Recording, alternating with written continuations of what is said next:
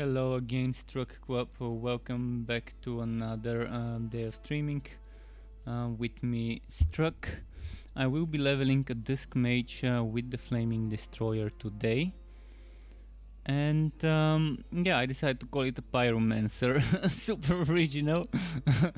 10 points for originality. But yeah, let's level up that Pyromancer. I first need to create it, and I decided, because I need to delete another hero today from the old ones, because we don't have enough character slots to make every combo, so I'm going to delete my Flaming Destroyer Forged. I've decided that's the one I want to delete. And there we go, it's been deleted. Now let's create a new hero.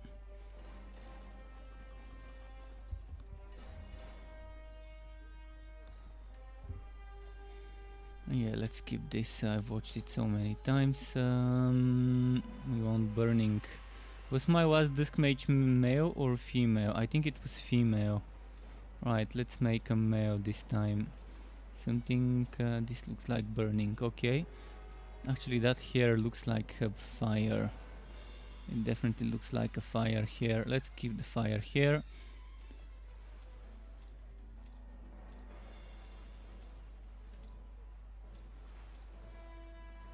I like the contrast. Maybe the brows here look a little bit more contrasty. I'm gonna go for the contrasty brows. It's gonna be helmet anyways on top of it, so alright, Pyromancer. Boom. Boom. Boom. Let's go. So yeah, Pyromancer time. Oh, and someone followed me 16 hours ago while I was offline, probably sleeping. Scavit, thank you Scavit for the follow if you end up watching this. Appreciate it on Twitch. So, what was I about to call the pet?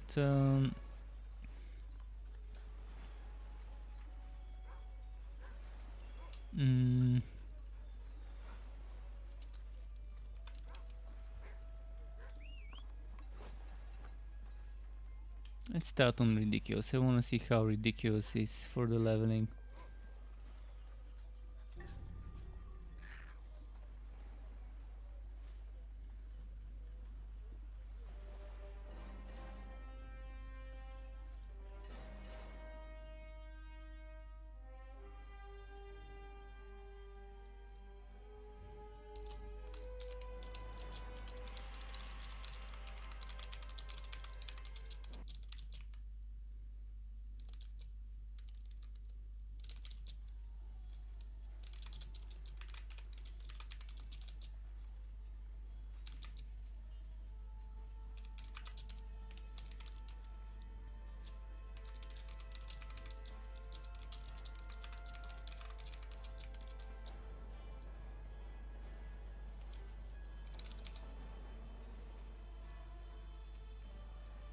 In just a moment. Alright, I'm ready. I'm ready now.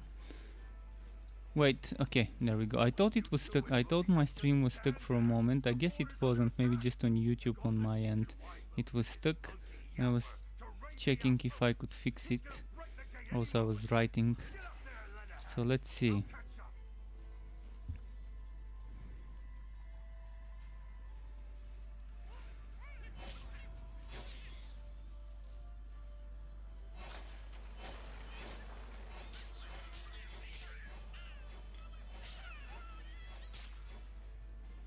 By the way, they've nerfed Dark Spears a little bit, just 10% nerf, so not a big nerf. But yeah, I used to always take Dark Spear as my first skill. I'm wondering if I should get. I'm not gonna go Sword Smash again. I'm avoiding the easy mode of things. Avoiding the easy mode of things. I just get Dark Spears again. I mean, I'm gonna get boosted to level 46 in a few minutes, so it doesn't matter what I select now.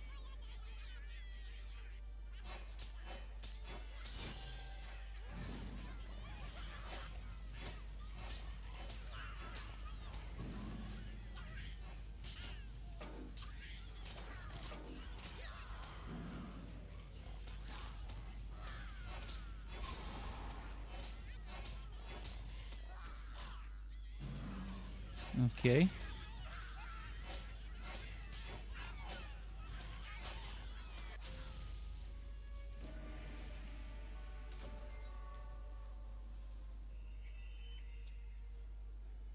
Let's talk to the general. And let's move on.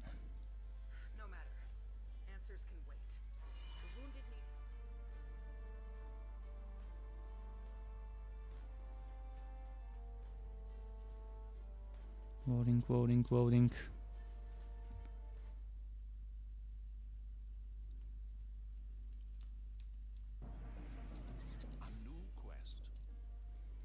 And now off to the cheater NPC to get boosted to level 46. Thankfully I've got some leftover items in my storage that I can use with this build. Loving this statue.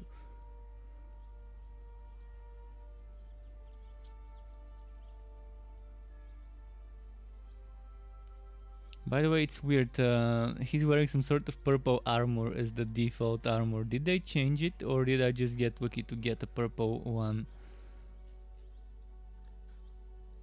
Yeah, he's wearing something purple.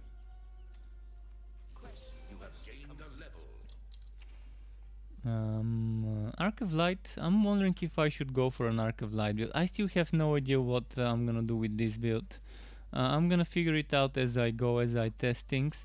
I definitely wanna go for Flaming Pure, just cause it fits the name, the Pyromancer name. So I'm probably gonna go for not Flaming but Blazing Pure. See Blazing Pure damage there, right there. And I'm probably gonna, of course, get the what's its name, the I forgot the name. Let's see it. Quoke of Flames, that's what I was talking about, Quoke of Flames. So I'm gonna get Quoke of Flames, Blazing Pure and other things like that. Should I try some more or just use whatever's in the warehouse? I think I should just go and use whatever. Oh, Blazing Pure damage, okay. I think we're fine. I've got armor, I've got leg armor and chest armor, I mean.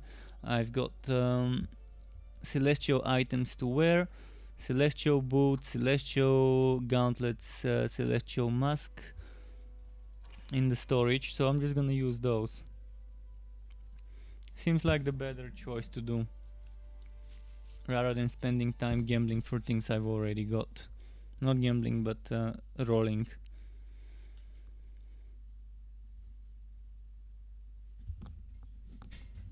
So yeah, today I uploaded the electrified sharpshooter, and damn, that was a fun build.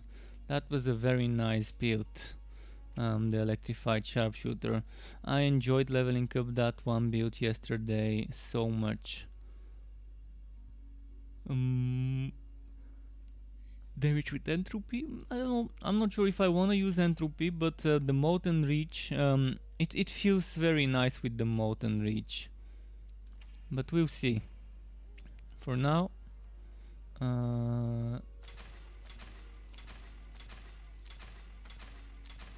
just gonna get rid of some things.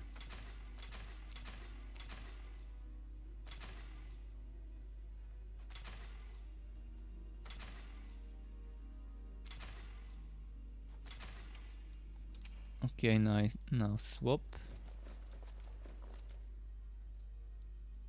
Now this.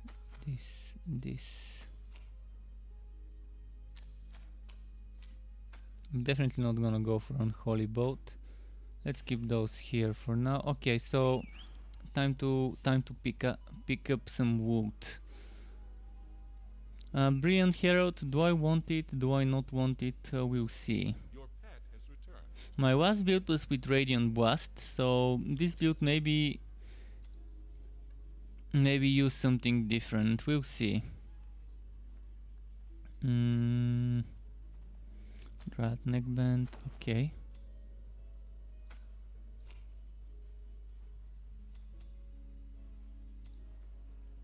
Where's my Dusk Mage items? Don't tell me they're on my Dusk Mage and I'm gonna have to transfer. Okay, gauntlets. Level 46 gauntlets. I'm not gonna go for Sword Smash, so let's equip those. Shoulders, well, better than the green ones. And what else? I need boots, celestial boots. Please don't tell me they're in the high level hero that I need to walk onto. Maybe it's in the storage. No. This is not fun, but okay, I need to quickly switch characters and transfer some items. Hemoturge. So the boots, gauntlets, and the hat. I'm wondering why I didn't see enough celestial hats. Was I using a low level celestial hat on my old build until level 50 something? This is 51. So what did I do at 46? Where's the 46 hat? Where did it go? I'm gonna put all that gear in the storage most likely, and see how it goes there. Let's see. So over here, let's just swap all. And I wanna quickly check something. Is there really no celestial hat here?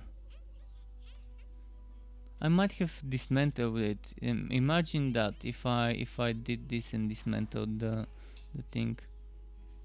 Right, let's select character. Back to this one. I'm just gonna quickly check. This one doesn't seem to have celestial hat. Yeah, this one doesn't have celestial hat equipped, so I guess I have to wait until 51 for the celestial hat before I can equip it.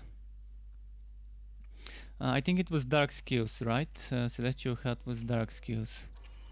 So I'm not gonna have enough levels on the dark skills at first.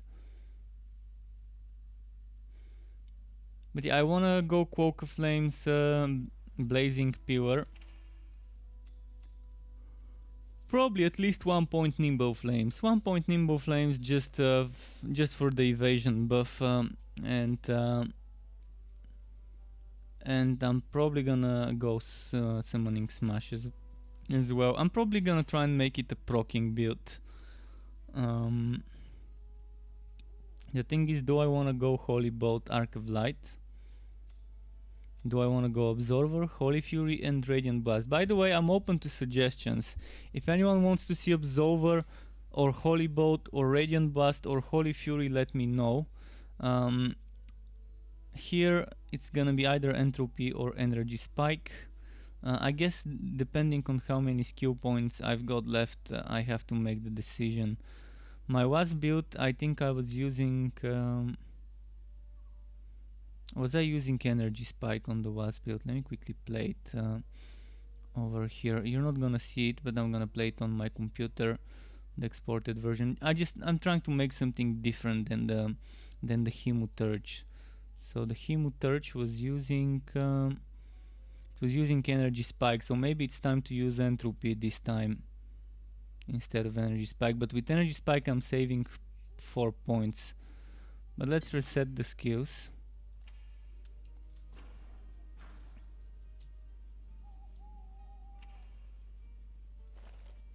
We've got the boots here. We need this and this and this and this and this.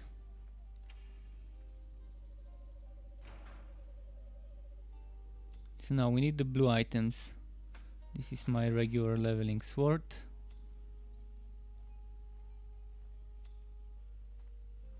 I need the armor and the leg. Those are the legs. 304. There was another one with 2 times flat damage. I think the 2 times flat damage maybe was a higher level. Okay, well, this is the best so far I can get. Or is it this one? That's better. Let's figure out which one's better. I think the one with the crit damage will be the better one, maybe. Actually, it isn't. Interesting. Unexpected, but okay.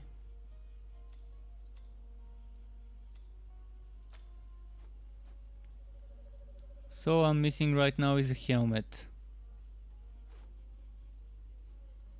And I'm gonna get it at 51 minus 3. So until then I need to find something that works for me.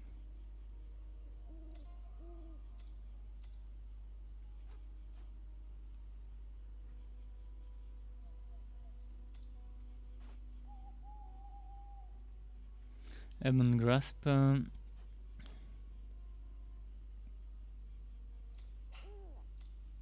Let's see. Let's see here. There's no helmets. Is that really what's happening? I mean, I've got the arc powered helmet. That's the only one I've got. Maybe this one with evasion.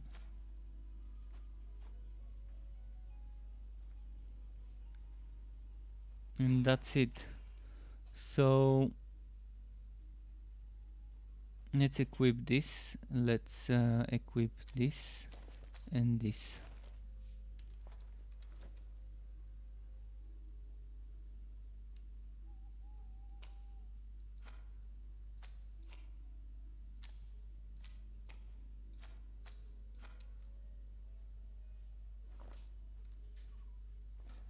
And for offhand, I can either go... Yeah, let's go entropy this time. I think it's time for another entropy build. The last one didn't use entropy, so it's probably time to use it this time around. I still need my major things.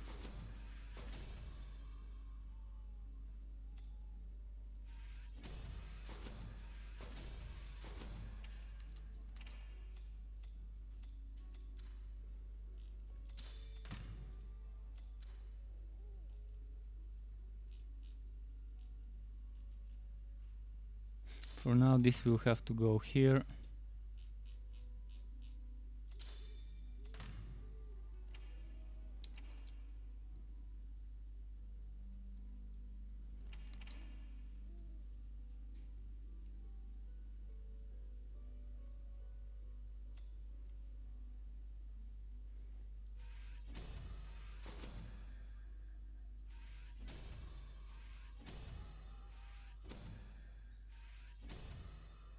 I'm gonna have a lot of procs again with this build.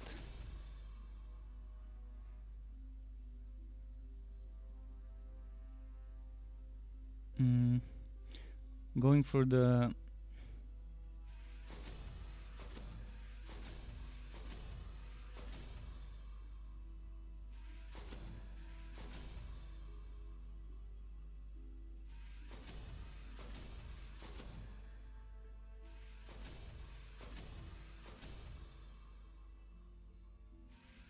I'm going for this for now.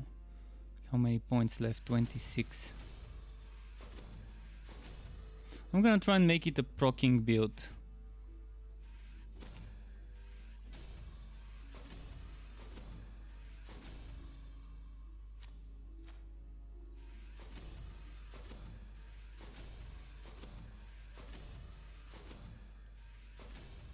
And 10 points left.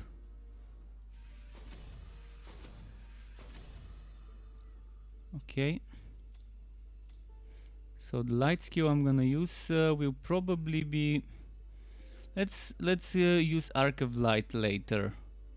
Arc of Light will be nice for proc skills, because I would be spamming Holy Bolts, but at the same time also doing Absolvers, and at the same time having 2 Holy Bolts during Harmonic form for more procs. So the next 2 levels are going here. Then after that we're gonna be spending another 4 levels here, so that's 6 levels, which would bring me to 51. That's gonna leave me with 9 levels to probably put 6 here. and maybe some points into ignition source. And I think that's gonna be the build. We'll see how it goes. I'm gonna try and make something that helps with the proccing again.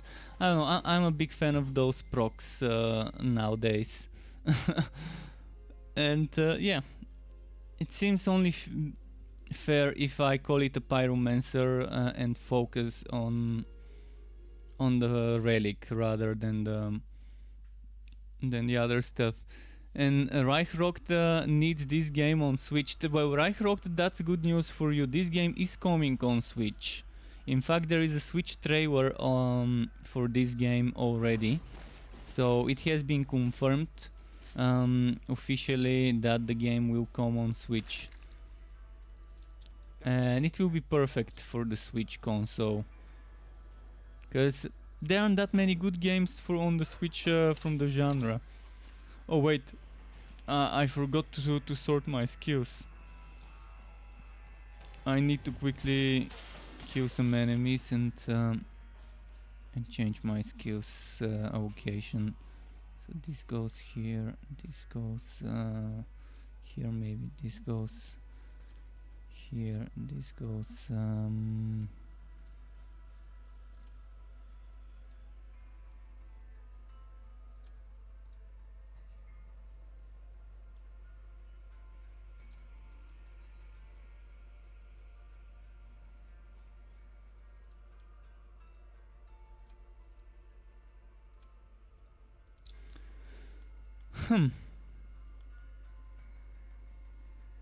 Now, that's a tough choice.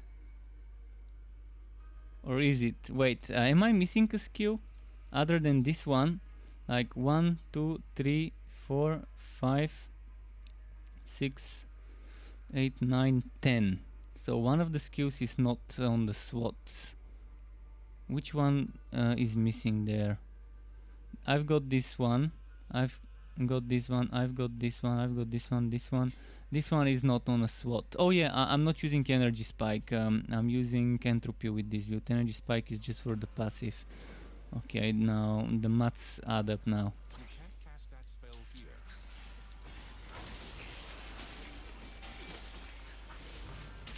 Your pet is fleeing.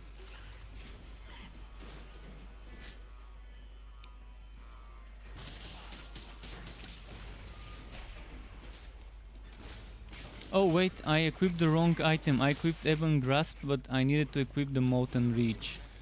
Okay, I need to do it after this. And when I remove the Celestial Helmet, I will put the Arc of Light. So 2 more levels and I can put Arc of Light, but here I need Molten Reach, not Ebon Grasp. Where did the Molten Reach go? Oh, please don't tell me I don't have Molten Reach on this account. No! I don't have Molten Reach on this account. Well, that sucks. Big time. Alright, for now I'm gonna put Arc of Light tomorrow before making the build video. Today, I mean. Actually, it's gonna be today. Or maybe still tomorrow technically, because it's gonna be past midnight. After I end my stream, I'm gonna go to the Gambo NPC with another mage and just start pumping it to give me that item. Not the Gambo NPC, but the cheat NPC. Unless it drops. I mean, if the Molten Reach drops, that's gonna be perfect, because I really want it for this build.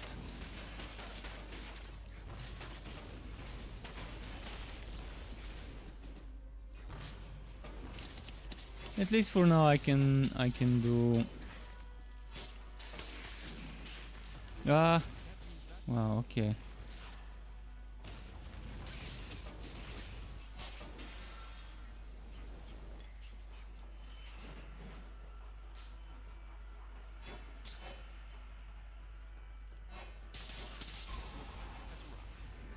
I think I need to switch something.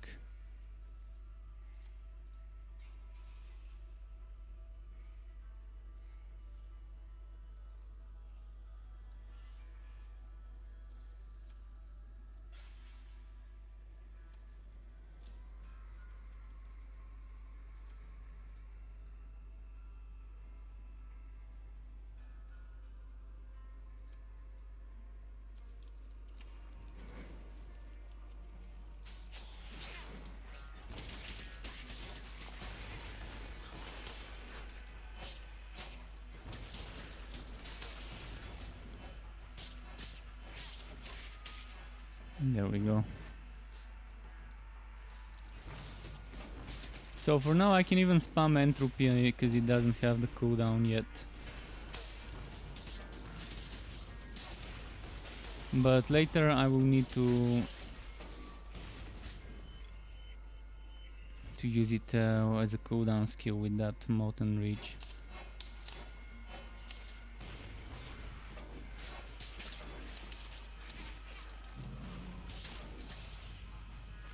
So I've only got the Molten Reach on the live server apparently. Never gotten it on this one, even though I've leveled so many more heroes on this one. And not only that, but I've used the cheater NPC on this one, and even then it still hasn't given me the Molten Reach. After leveling like 17 heroes maybe already on this account. I deleted 3 already and I'm still at 16. I mean at 13, so maybe I've leveled 16 on this account. Although some of them I've not made its builds, and some of them actually weren't completely leveled, like one of them was level 50 when I deleted it. But still, I've leveled a lot of heroes and still not seen a single Molten Reach.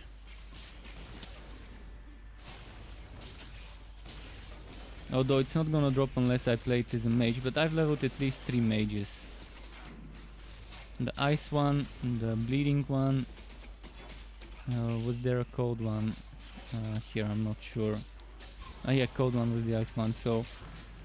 And this one is the third one on this account.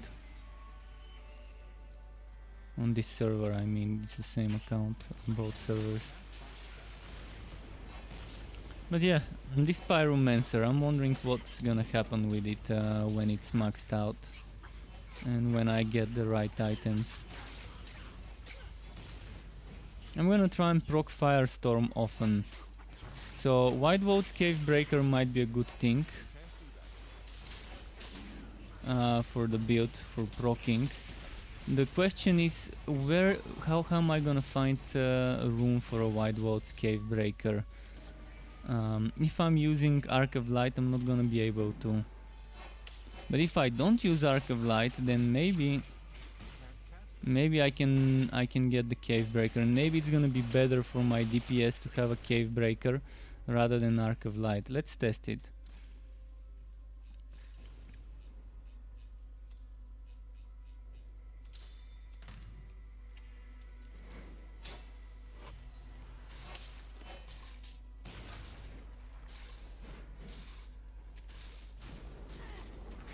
Let's do this.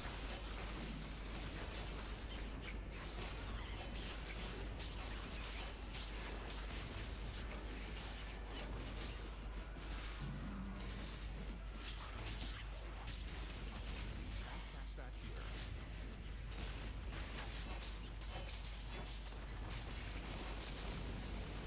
We're very squishy here though. So I'm gonna have to wear a shield. I'm gonna go and grab myself a shield after this map.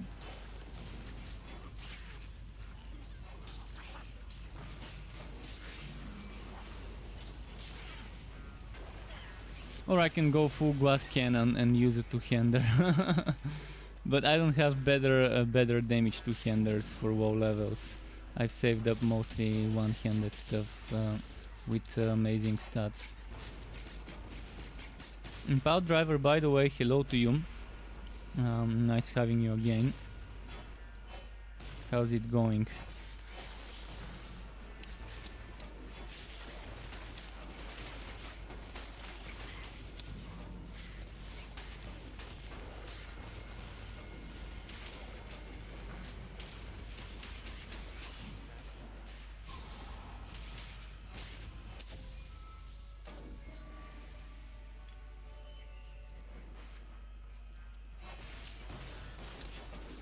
There we go.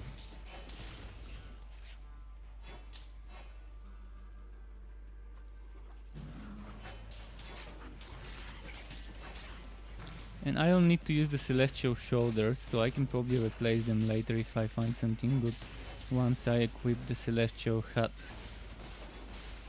If I'm gonna be wearing the boots and the gauntlets and the hat, if I get good blue shoulders, or maybe arc powered shoulders, it could be the better option. Or skittering shoulders. Skittering shoulders is actually a very good decision if I feel like I'm getting wrecked and I need some survivability, since I don't need to wear the shoulders on this setup. And I already need 3 pieces, which would be the hat, the boots and the gauntlets. Those are like must-have pieces.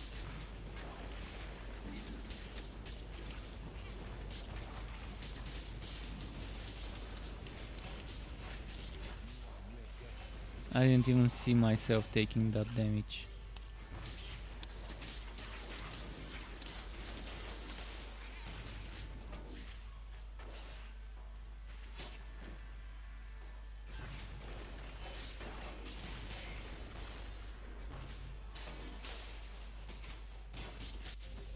Level up.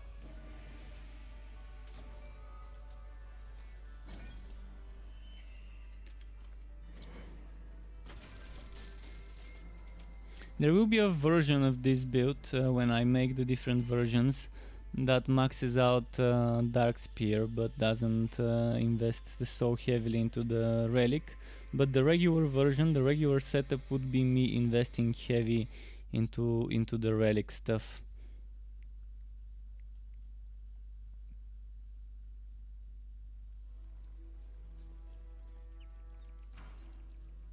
Okay, let's grab a shield. As I said, I need a shield.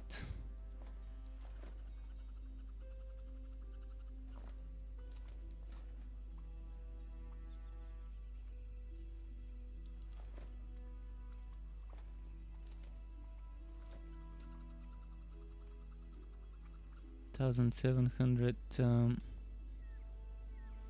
There was something better somewhere.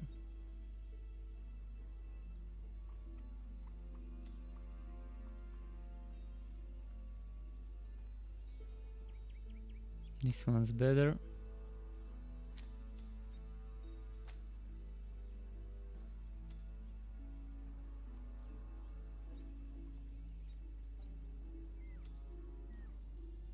This shield. That's what I'm gonna use. I mean, I could use this shield as well, but it's a bit underwhelming, so I'd rather go for the more defense one. Although the electric defense of the conduit is nice.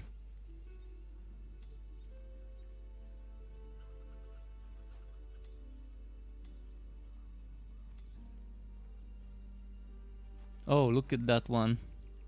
Alright, that's the shield I'm gonna get. Too much defense to miss out. That's like 5.6k, and this one is only 4.7k.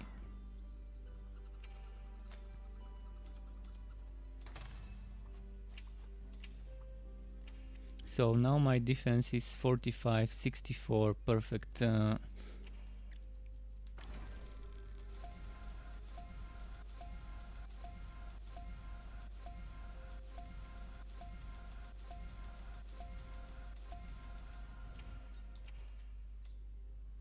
Oh, I've leveled up. What did I say I'm gonna level up first? I forgot. Oh yeah. First max out Holy Bolt. And then get on Holy Bolt for the dark damage. Oh, and I shouldn't forget about pet skills. 15% crit chance, it's not something I wanna miss out on.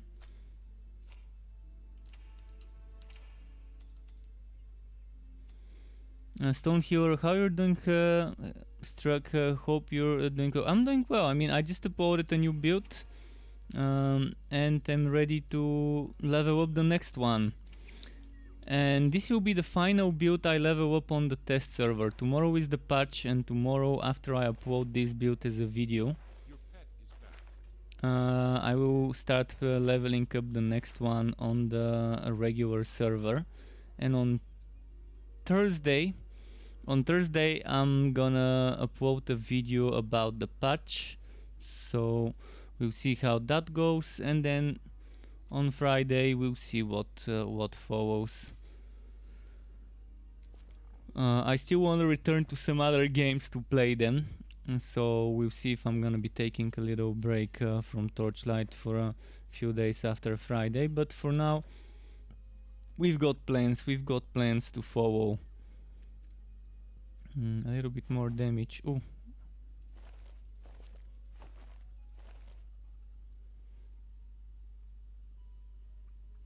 How's my evasion? 15 versus 19. This 19 with my buff becomes 39, which is almost capped.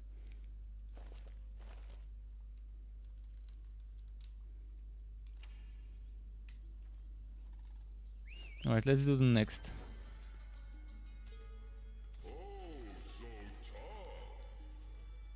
What about this one? Anything worth repeating?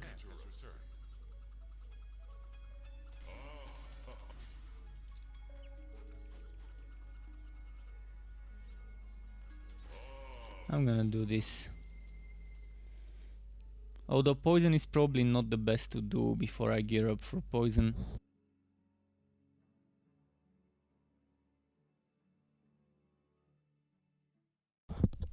But yeah, I've got my defense up because I felt very squishy on the first map I did. I felt squishy, so does the investment into poison, into defenses with shield rather than more damage. If I get lucky and a molten reach drops, it's gonna be the best thing to happen to this build.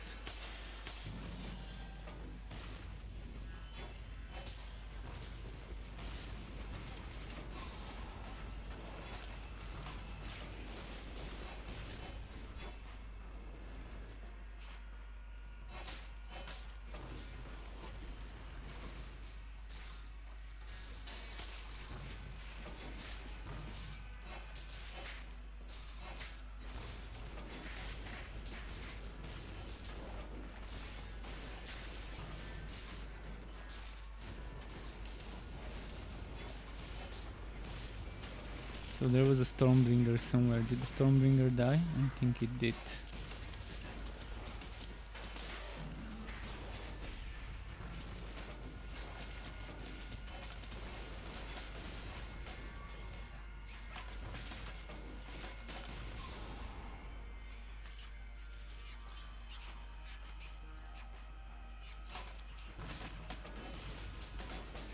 There we go.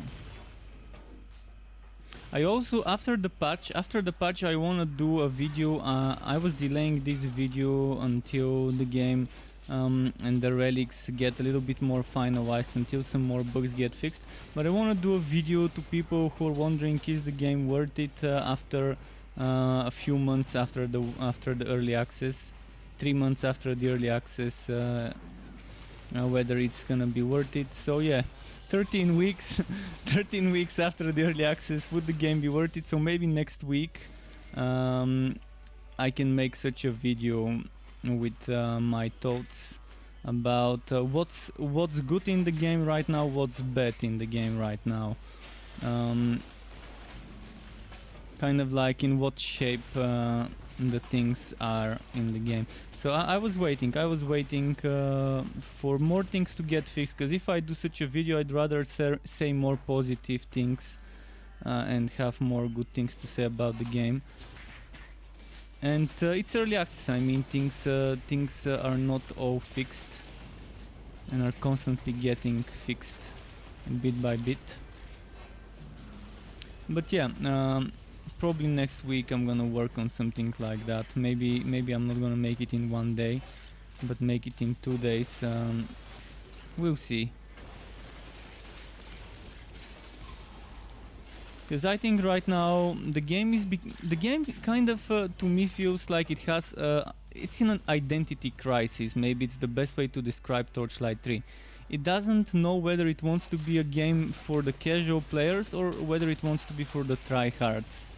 it's not doing the casual part of the game good enough to attract the casual player base, and it's not doing the hardcore, the try-hard part of the game good enough to attract that type of player base. So I know it doesn't. It's like Torchlight 3 doesn't know exactly what it wants to be right now. Maybe there's a lot of things we don't know about that they're planning. Maybe they're planning a big rework for the Fazier's dungeon to make it either more suitable for casual players or maybe more suitable for the tryhards. But right now it's neither. It's neither of those things. Because the tryhards like getting rewarded and like the challenge, and they like leaderboards and like ways of showing off stuff. And you don't have much other than the visual badge and level number next to the name. But for the casual players, they're nerfing mapworks, and I saw some comments on Note. As I was posting books, I saw someone, I think actually it's a person that I've seen on my channel, posting about how he doesn't like Fazier and how that person enjoyed mapworks as a more casual player. It was his way of getting fun, and now that they've nerfed those, he can get his fair share of fun in the game. And I totally understand people that think like that. In fact, I was almost agreeing with everything the person said about how even though he stacks a ton of defenses and damage reduction, he still can get one shot. That's really true. I mean, I can stack 90% damage reduction. I can stack resistance over here at like what would be the right number to say? Let's say 60, 70. 70 is achievable easy without shrines. You can get 70% fire or 70% poison, and on top of that you can get 90% damage reduction from various buffs such as skittering shoulders, living barrier, shield car, hammer spin, fighter spirit for starter, and other things like that. So you can get 90% damage reduction. On top of that you can get resistances to like 70 and still end up getting one shot. So I totally agree how this person who wrote that post on Note thinks. I mean, most of the things he wrote I definitely understand and I've experienced myself. So it's weird, it's definitely weird, and the game definitely needs maybe to choose what it wants as a player base, which kind of players, which kind of gamers it wants to attract, and maybe start catering towards that part of the fan base first before catering towards the other. Unless they figure out a way to attract all sorts of gamers. If this game launches on December, if this game launches this year, I don't think it's gonna be a good launch. It definitely gives me that identity crisis kind of vibe right now, with the changes they've made, with the current end game being what it is, and with the nerfs to Fazier, and with the current damages of certain things like the poison on the ground after the enemies die, the blazing modifier, the poison bows, plague bearer, all those map modifiers that can one or two shot you easily.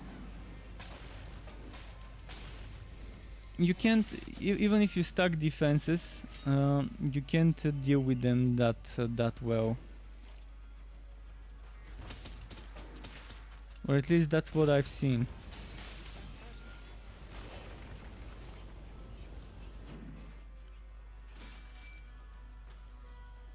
But there are some very strong builds. The damage side of things on builds is pretty nice. But for example, mages and sharpshooters that go full, when you go full glass cannon, you don't do as much damage to make up for the survivability loss. So glass cannon builds in this game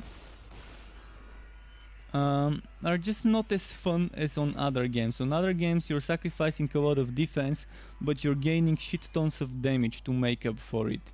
In this game, when you sacrifice the defense, you're not getting much damage out of it, especially if you consider focus item versus a shield.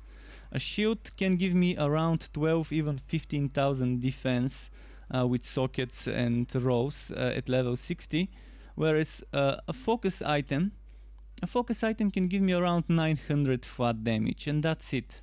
Another 900, another socket's worth of flat damage. Is that worth sacrificing this much damage? In most cases, I would say it isn't. If you wanna push harder content, if you wanna push the Fazier's dungeon further and further and need that survivability.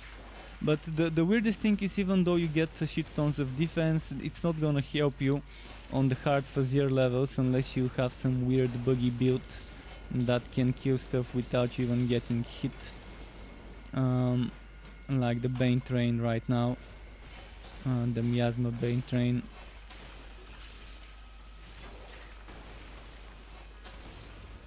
So I think if they focus those 3 months after September, like what was it, October, November, and December, if they focus the next 3 months of development on end game stuff, maybe adding another type of end game for the people who don't like Fazier, or maybe reworking Fazier, and on rebalancing certain map affixes and monster affixes, maybe things would be a little bit better for both the casual and the try-hard player base. But this game has so much potential as a game. I mean, visually it's very nice. Visually, I don't have anything to say about the game visually. Skills wise, as mechanics for each class, I'm very happy. Balance wise, there's some problems with Forged, especially ranged Forged, but the other classes seem to be okay, apart from ranged Forged. So in those regards, they've already done a lot of work, reworking the Dusk Mage harmonic form, rebalancing some skills, rebalancing the Realm Master, rebalancing the Sharpshooter. Sharpshooter needs some tweaking, as I said yesterday, and that's mostly Onslaught and what was the other skill I mentioned yesterday? Onslaught needs some serious changes to make it worth using. Tight grouping seems actually fine. The build I leveled up yesterday that I uploaded today as a build video, I tried removing 8 points from targeted strikes and putting them into tight grouping, and it felt okay. Maybe it could have been a little bit better on the damage side, but it was fine. It wasn't a big difference. Maybe like 10% more of what it does right now would have been fine.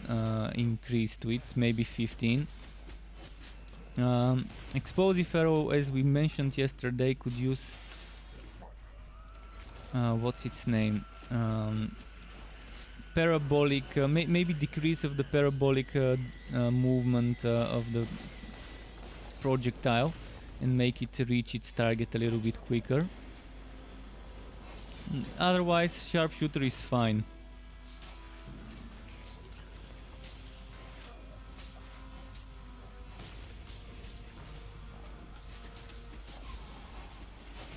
But yeah, I think the biggest problem right now, balance-wise, for the classes is the ranged Forged.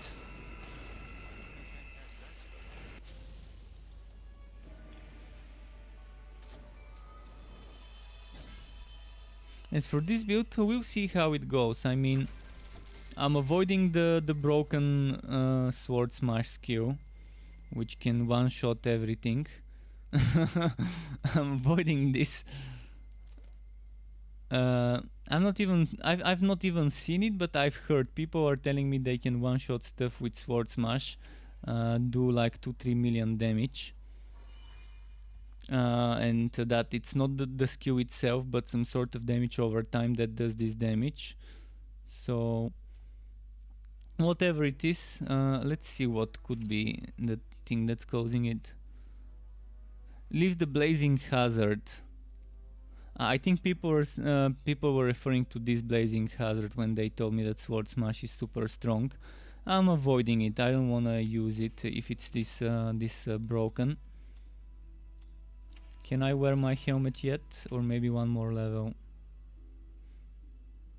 One more level to 58, and then I can equip this. Okay, that's fair enough. Let's go get that level. But yeah, the game is in an interesting state right now, in an interesting shape. It definitely feels very polished for an early access game, technically, bug-wise. Although there are definitely bugs that could be annoying, like the charges getting stuck in cooldown, or charges consuming 2 charges instead of 1 when you use them. And then there's things like Snowstorm not doing damage, which is not that major of a problem. It's still a good skill, even without the damage. But it's gonna be nice to see it fixed. Then there's things like Revolt not resetting the cooldown of certain skills.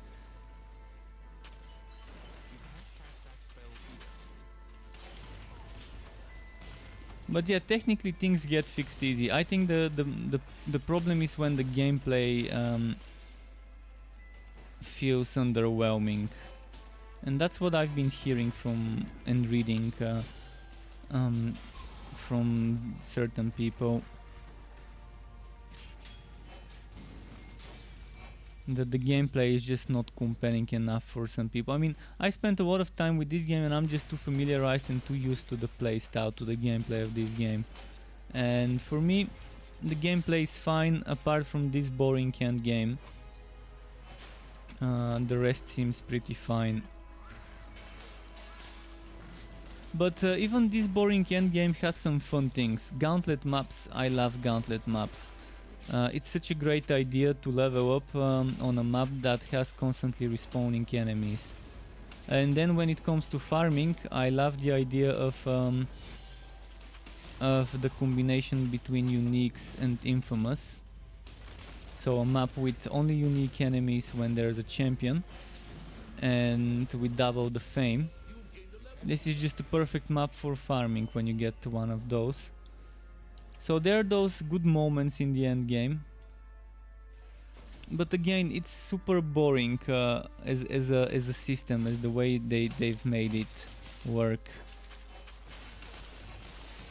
For example, just like that person said in note, he could be stacking defense to fire, for example, and then go into a fire map, and then the enemies in this fire map would be doing Plague Bearer or Stormbringer, and he wouldn't have resistances to that element because he expected the fire map. So things like those probably need to change. So if I'm going in an electric map, I would expect the enemies to not roll with burning or poison affixes on them, maybe.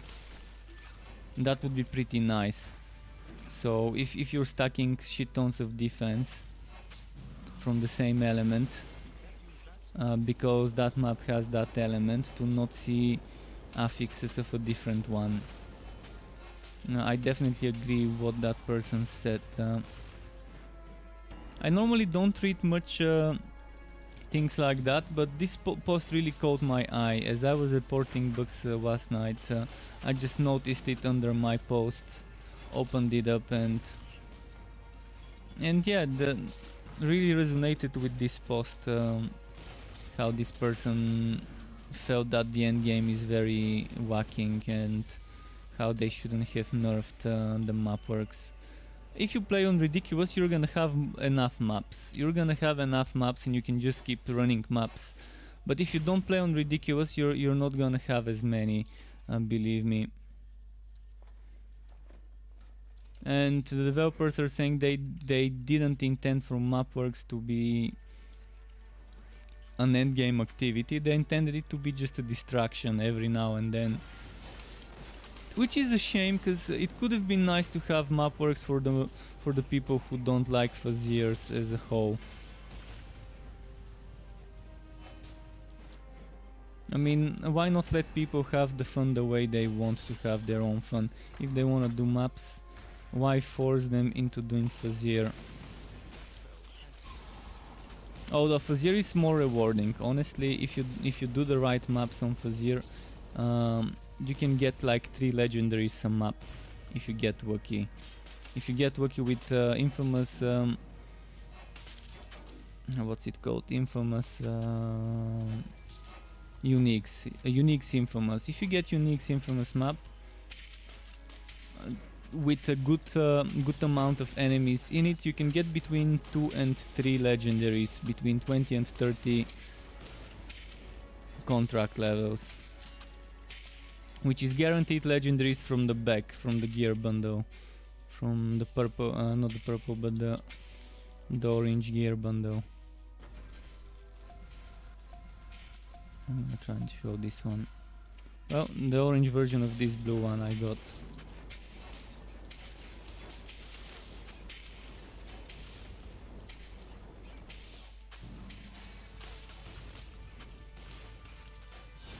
But yeah, the mage feels fine now. I wish they didn't nerf the harmonic form this much, by 100%. But it doesn't feel that bad. It definitely feels weaker than it was before when you do holy and unholy charge together with the celestial gauntlets.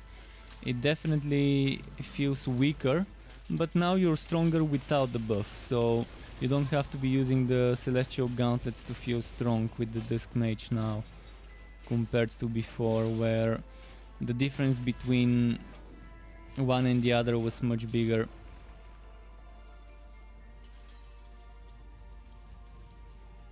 So even if you're a new player and you don't even know what celestial gauntlets are, starting on as a Dusk Mage, you're gonna have a better experience. Before you get the celestial gauntlets, you're definitely gonna feel a little bit stronger now than before this patch.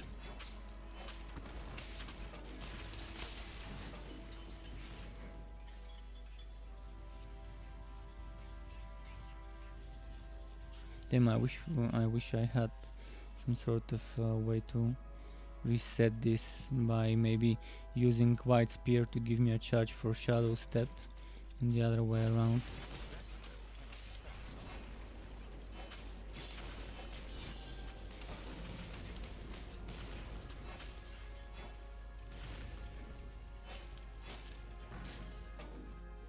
Wouldn't that be a good mechanic? Using White Spear gives you a charge of Shadow Step with like a few second cooldown maybe. So you can only do it once every few seconds, and using Shadow Step gives you a charge of Light Spear. Because that's the two charge. Actually, Luminous Run is another charge skill. So there's no charge skill other than Shadow Step that's dark. But if there was another dark charge skill, you could make Luminous Run recharge that other skill, while Shadow Step recharges Light Spear. It would have been fun. Similar to the Realm Master, some sort of combo. The same way you have Revolt on the Sharpshooter, which actually is another thing I read on notes. Someone was asking for the Dusk Mage to have something similar to Revolt of the Sharpshooter, which I do agree in a way, but not completely. I don't think we need to have a Revolt skill. But something like a combo between one charge skill and another could work well. Oops, I clicked outside of my window. My mouse clicked on my browser. By the time I clicked back into the game, I was already dead. Unlucky. I mean, it's gonna be nice if they can restrict the mouse to not leave the window borders unless I press escape or my inventory or another menu. Maybe there is an option, let me check. Restrict cursor to window. Restrict cursor to window. No, there isn't such an option. What is Q retargeting? I still have no idea what this does. Q retargeting. Greetings, insignificant one. You're up to the challenge? Anything fun? Oh, that's interesting. Nothing fun here.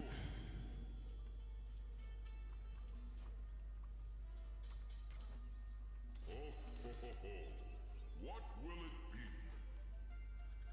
You've got This one seems like a fun map.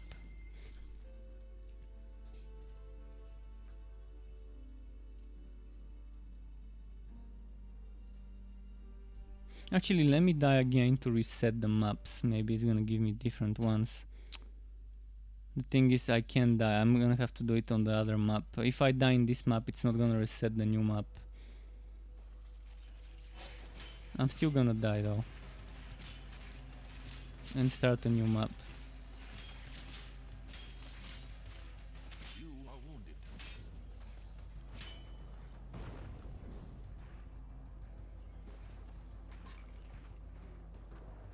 Why are they not killing me? Let me find more. Okay, nice. It's gonna be better if I just go inside the latest map I can do and then die, and it would change its affixes, I think. Or would it? Let's see if it would. So my choices are Unfeeling Den, Garrison of Walls, and Warehouse of Meat. So let's just select either. I'm gonna select That doesn't sound so tough. this one's gonna kill me quickly. Blazing, I'm gonna die quickly. I wanna change it so I get new ones, because I don't like the ones they're giving me.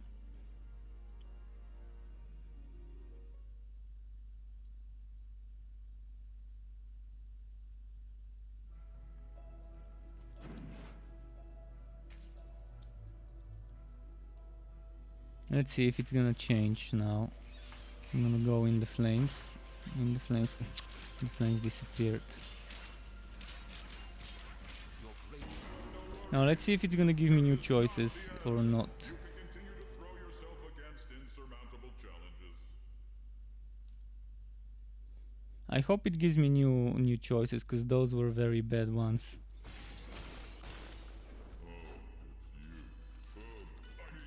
Oh yeah, it gave me new choices. Perfect. Let's do this one. Yeah, Gandalf 72. Supposedly the new patch is coming tomorrow, unless something changes in their plans.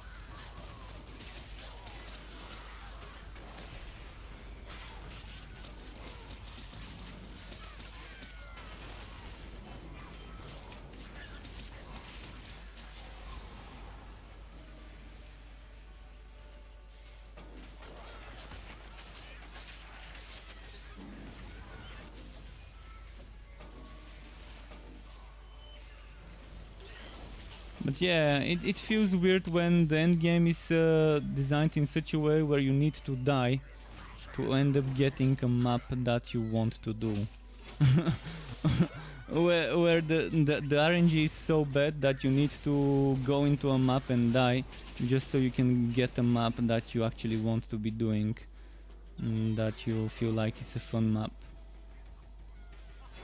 If you have to do something like this, there's definitely a problem with the end game mode.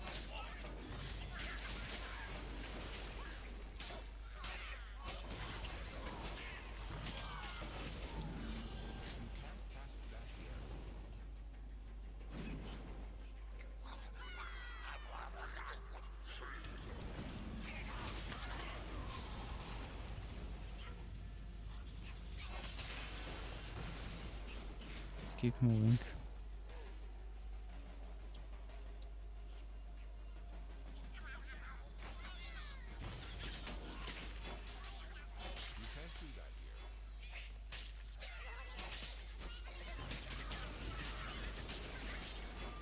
Alrighty, let's keep moving. Those can follow me.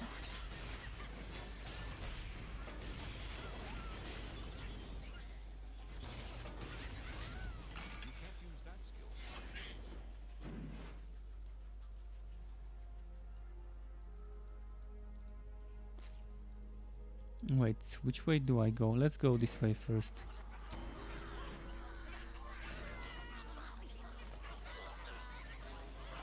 Gwaint, regarding whether Mayhem said something yesterday, I have no idea. I didn't even realize it was Mayhem Monday yesterday. So I was streaming. When the Mayhem Monday was happening, I was streaming. I haven't even checked the history of the chat. I've not checked the history of the chat, what was happened. I can check the Discord history. And welcome back, Gwaint. I'll see what's what they talked about yesterday. Maybe they skipped yesterday. Maybe they're too busy fixing things, and they might not have been a Mayhem Monday. Because there have been cases where they're just too busy right before a patch, and the Mayhem Monday has been skipped. So wouldn't be surprised if this happened yesterday. I can check though. I can open my Discord now, go on the Play Torchlight Discord, and then click on Mayhem Mondays. No Mayhem Monday next Monday due to the holiday. That was on the 3rd. So yeah, there wasn't a Mayhem Monday. Not sure what holiday there was there. But there must have been some... There must have been some sort of a holiday. On the... What date is it? 7th of September. Oh, that's probably some US only holiday. Thing. Oh, Labor Day was on Sunday. Alright. Interesting. So yeah, that's why there wasn't a Mayhem Monday yesterday.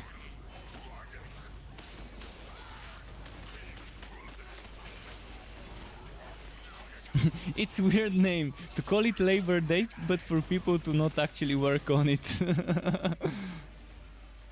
I've always been wondering why that name is the name they went for a holiday.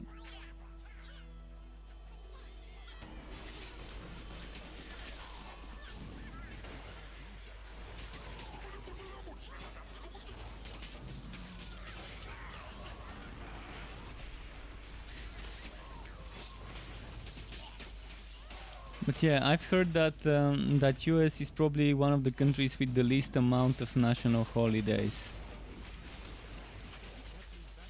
Maybe UK also has just a few. I feel bad for Americans not having that many national holidays. Like, what do they have? Labor Day, what was it? President's Day, then 4th of July. And Woomit, thank you very much for the follow, Woomit. Welcome to the Struck Club. And what is it, like Labor Day, President's Day, the 4th of July, and I'm probably missing maybe there's one or two more that I'm missing around certain holidays.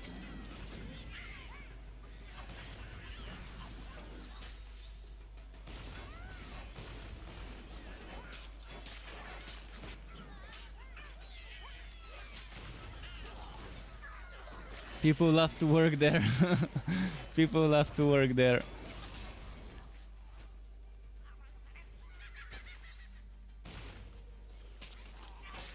Okay. two different holidays earlier. Okay, so they changed it. Interesting. And hi to you, Wumit, by the way. Hi to you.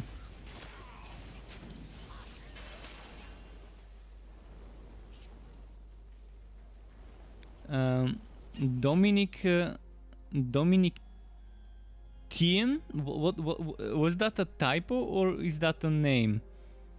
Dominic Tiem.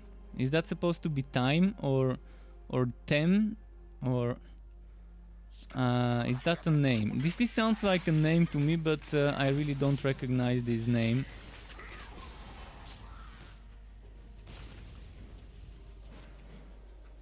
Feel free to elaborate, because I really don't understand what that might mean.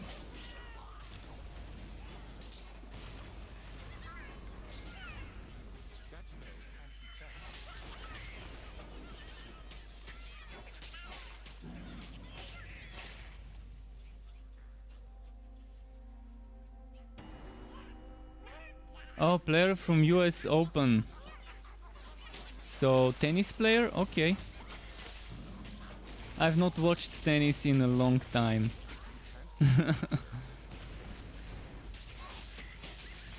I used to, when I was a teenager, I used to take, like when I was in high school.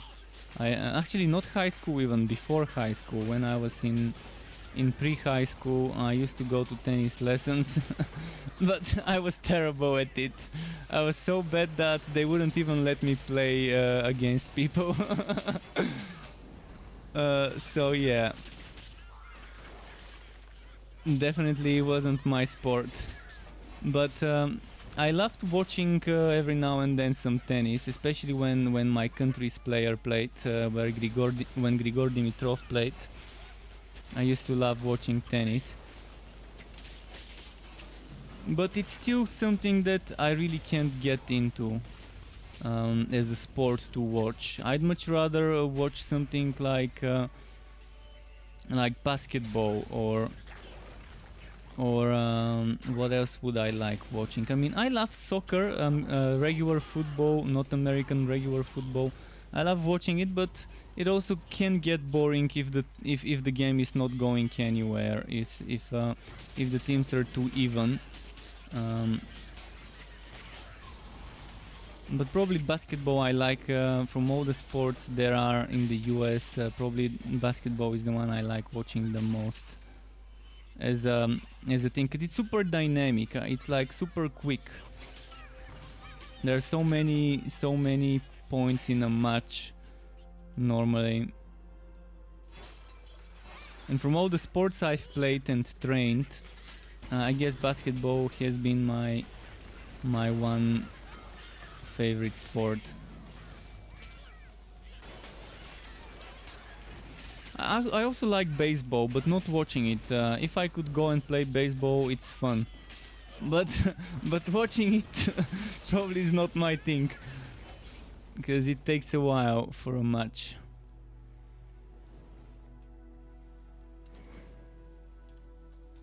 But we used to, because in my country baseball is not popular, and when we were kids we used to, we had like a group of 4 or 5 people in my old neighborhood, where we would make ourselves a baseball bat from a piece of wood, and we played so much with that baseball bat until it broke, and then one of the guys bought a proper real baseball bat.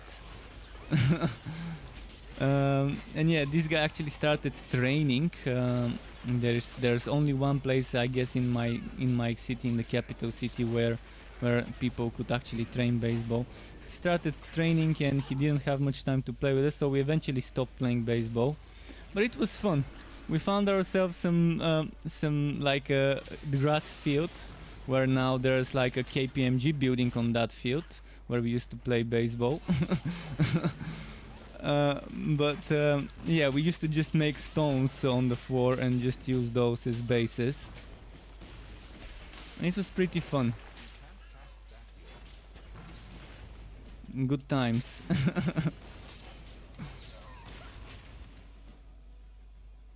You want me to stream tennis? You want to see my athleticism, dude? I don't know how to hit the ball with the tennis racket. I just when I hit the bow, it just doesn't go where I want it to go.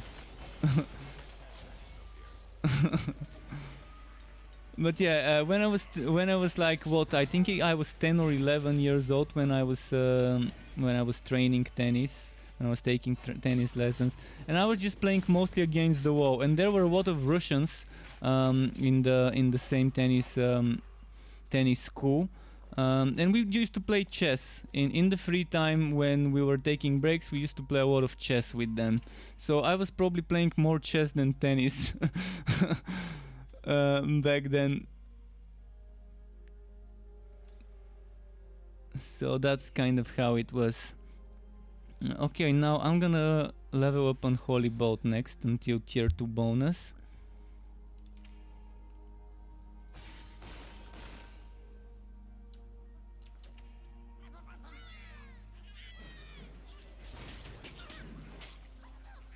I think the thing I spent most when I was taking from all the sports I've tried, and I've tried a lot of things. Like I was in a basketball team at the same time around where I was going to tennis classes. I was in my school's basketball team until I transferred schools. Then what else? Oh, I was also taking breakdancing lessons for a while. Until there was a summer vacation, and I didn't realize the lessons went on during the summer vacation, and then eventually again I kind of changed schools 1 year later, so I kind of had to stop those as well because it was taking place in my school's gym. From some of the guys were just like seniors in the high school part of my school, because I was in school that has a high school and a preschool in one place, and the guys from the high school part that were like 18, 19 were the breakdancing teachers of the kids like me. But the thing I spent the most time training was jiu-jitsu. I think I spent it actually wasn't just jiu-jitsu. They taught us a lot of different martial arts techniques there. But I think this went on for like what, 5-6 years maybe before before I stopped. And I stopped for a very stupid reason, because for the sensei was living across the street, and he gave me a kimono and everything, so I didn't have to pay for a while, and I felt bad when they asked me to start paying, and I didn't tell my parents that they're asking me to pay for the lessons now, and I thought they wouldn't give me money if I asked them for the money, so I pretended that I no longer wanted to train, just so I don't have to ask them for the money for the lessons. So this is probably the stupidest reason one could quit a certain thing. That's the weirdest shit ever. Like if I look back onto it, it's super stupid reason to stop training something. But I felt like if I asked for money from my parents, they wouldn't pay for the lessons. But it was definitely fun, because I was the only child. I was actually the only child where I trained jiu-jitsu and karate and judo and all sorts of different techniques. It was technically it was jiu-jitsu, but they were teaching us all sorts of things. Even some gushinjitsu techniques, which is kind of like a more brutal version of jiu-jitsu. But most of the other people that trained with me were cops, or people that are studying to be cops in the police academy, students. There were medical students as well, but I was the only kid. There was another kid for a while, but I think he stopped training after like 1 or 2 years after I started. And it was weird because I had to take those big guys, like 100 kilos or 90 kilos, which for me was a lot. I mean, I was like 14 years old or something, or even younger. When I started, I was even younger. When I started training, and you had to like take them and knock them into the floor. It was fun. I mean, that's probably the most enjoyable thing from all the things I've trained. It was definitely good workout, going 3 times a week doing that. But yeah, I was super active, and I had so much energy as a kid. I needed to spend it somewhere. Super hyper kid. But-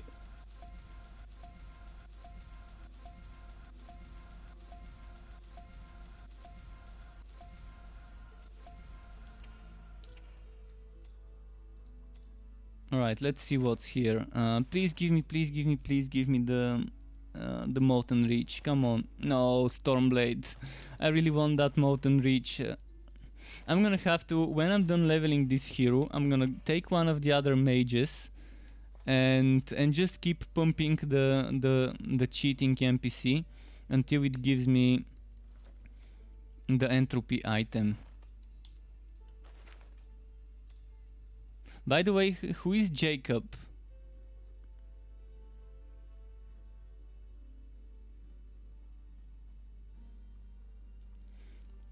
And Gwaint, it's interesting, basketball being your sport. How do you watch NBA? Do you watch NBA on demand, like replays? Because in my country you can't watch NBA live. Because if I have to watch NBA live, it's probably gonna be 3 or 4 in the morning. When I was doing night shifts long ago, when I was working in a hosting company, I had another guy on the same night shift team who used to watch when it wasn't that busy, when we didn't have that many customers. Um, um, he would watch NBA live from some pirate streams, online streams, because the only way to watch NBA live is those pirate streams. So it's very hard for someone in my country, for example, to watch proper NBA matches. Let's try and change this bomb walker, by the way. You watch NBA on Repo. Oh, so there's services like those nowadays that you can watch NBA from. I didn't know they did that. So is Repo something like Netflix but for sports? For things that are like ESPN on demand or ESPN streaming or something like that. And do you watch it live or do you watch replays? Another thing I'm wondering. I'm gonna keep the chance to knock back. It's actually a good thing for this build.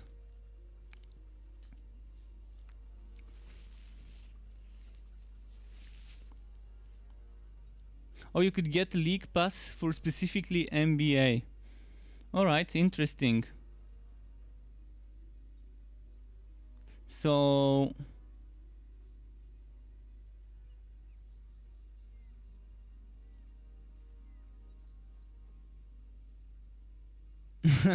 livetv.sx. Okay, interesting name. It sounds like no offense, but this sounds like some porn streaming website. The name of the website, the way they've written it, livetv.sx.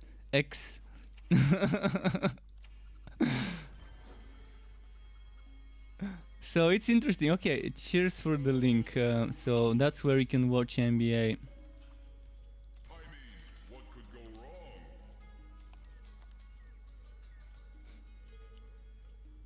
Another sport that is actually that our country is doing well on. My country is doing well in volleyball, and I didn't get into volleyball until like maybe 6th or 7th grade after I transferred to the new school. And the gym teacher there was asking us to play more volleyball than other sports. And I like playing beach volleyball in the summer on the beach. Beach volleyball, man, the amount of time I've spent there. When there's a net on the beach, I'm probably gonna be standing there if there's other people and playing with them.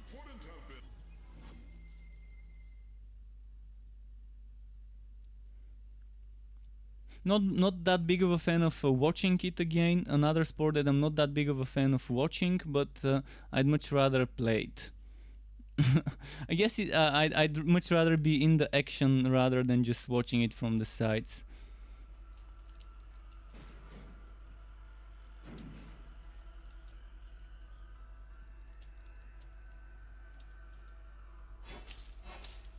But yeah, in my country, I think the most not sure what the record is of how far we've gotten in the World Cup, but I'm pretty sure some years ago we got 4th place in the World Cup in volleyball. Not sure if we've done 2nd or 3rd since then, but I'm pretty sure a few years ago, or maybe already several years ago, that's how far we got. And there were a ton of people in my country that suddenly started watching volleyball that probably didn't watch it before.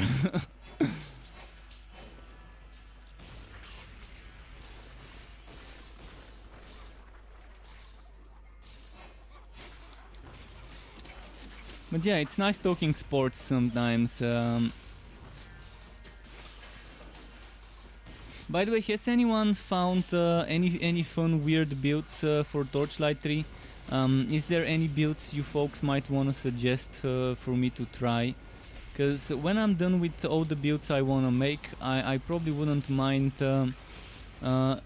testing other people's builds from the community and showcasing those. I wouldn't mind doing something similar once I'm done making the ones I want to make myself.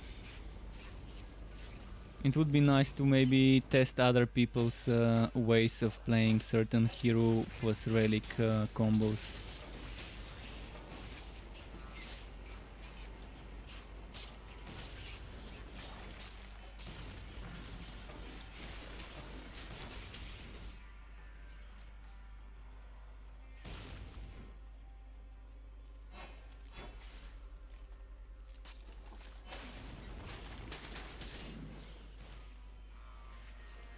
So those people, by don't aim for your email, you mean that they don't want you to register?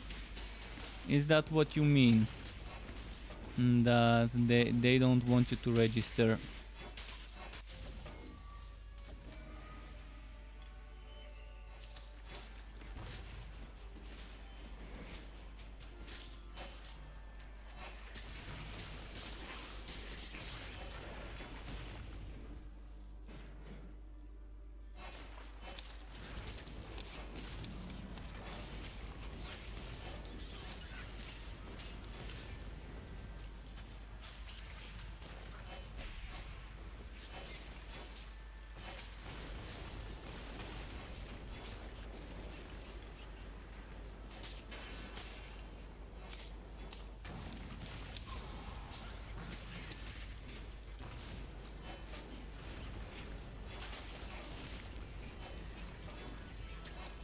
Come on, come on.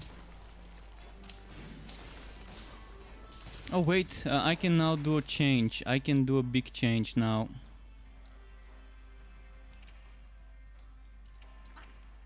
I can equip this. Go away, monsters, leave me alone. I can do this, I can remove this from here, and now maybe do this. Eventually, instead of Arc of Light, I'm probably gonna go for Ebon Grasp, because it's a tough choice. Ebon Grasp or Arc of Light. Well, I'm gonna keep White Vault's Cave Breaker because I think it's gonna be great later when this build shapes up.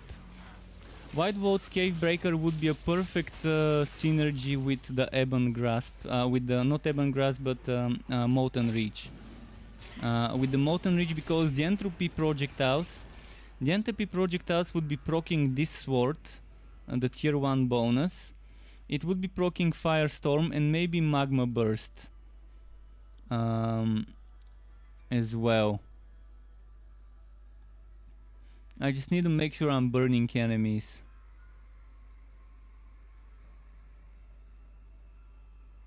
So I'm gonna need to make sure that I've got a chance to burn in my items. This one burns the enemies. This one apparently does fire damage. It doesn't say whether it burns. It just says that it does fire damage, but not that it burns the enemies. This one burns the enemies. So this one and this one burns. This one can burn if I get the tier 2 bonus, but I don't have skill points for this.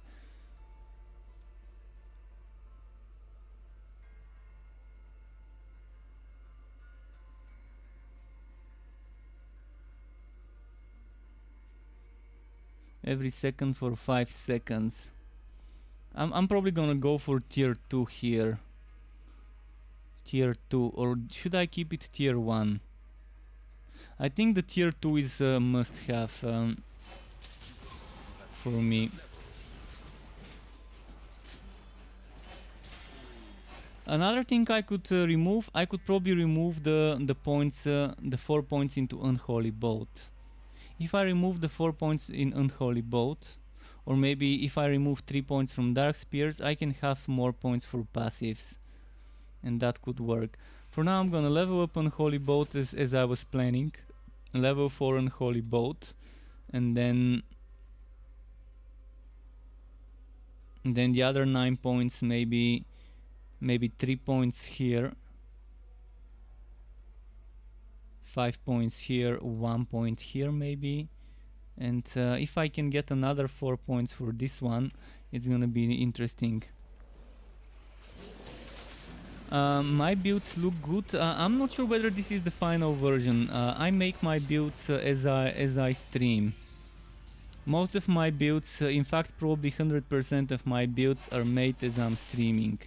And I'm experimenting, respecing, and eventually by the time I'm done leveling up the hero, I know what I want to do with it. With this build I'm still figuring things out, figuring what I wanna use. Nandito de Silva, welcome to my Twitch, Nandito de Silva. Welcome to the Struck Club. Hi to you. And someone wants me to give my pet a petting. Sky is behind me. I think he's sleeping. Oh no, he's not sleeping. He has tilted his head upside down. So his body is sideways, his head is upside down and he's watching at my monitor. I wish I could show you. And his hands are in front of him with the shape of an L shape. Pose forward, hands upward. So that's how he's standing right now. If you have good imagination, you probably can imagine this thing I just described.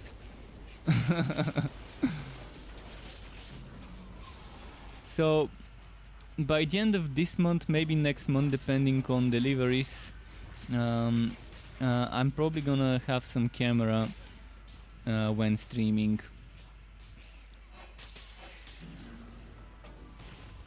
It's either gonna be the end of this month or at the beginning of next month, because it depends. Some things might not get delivered immediately when I order them and things like that. I still haven't ordered them, but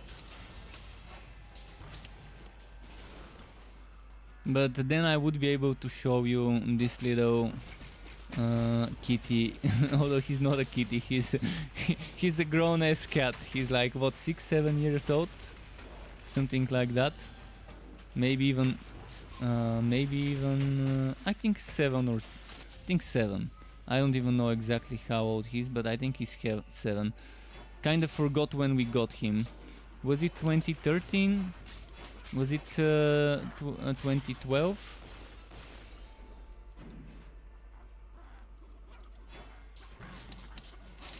But yeah, he makes some. He's standing right behind me, like behind my chair.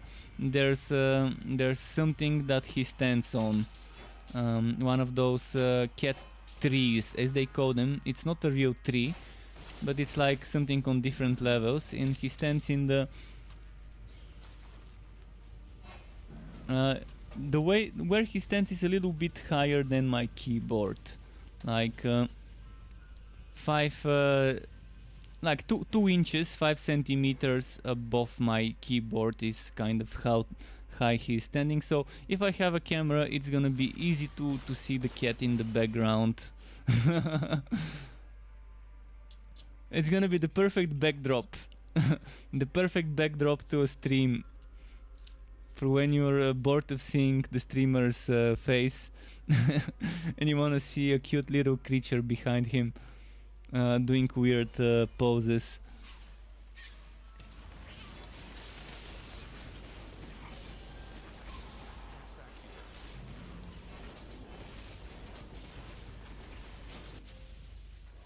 But yeah, this build feels fun leveling up. And that's without me having the Molten Reach. I definitely need to get the Molten Reach before I upload the build video, so I'm gonna do my best to get it.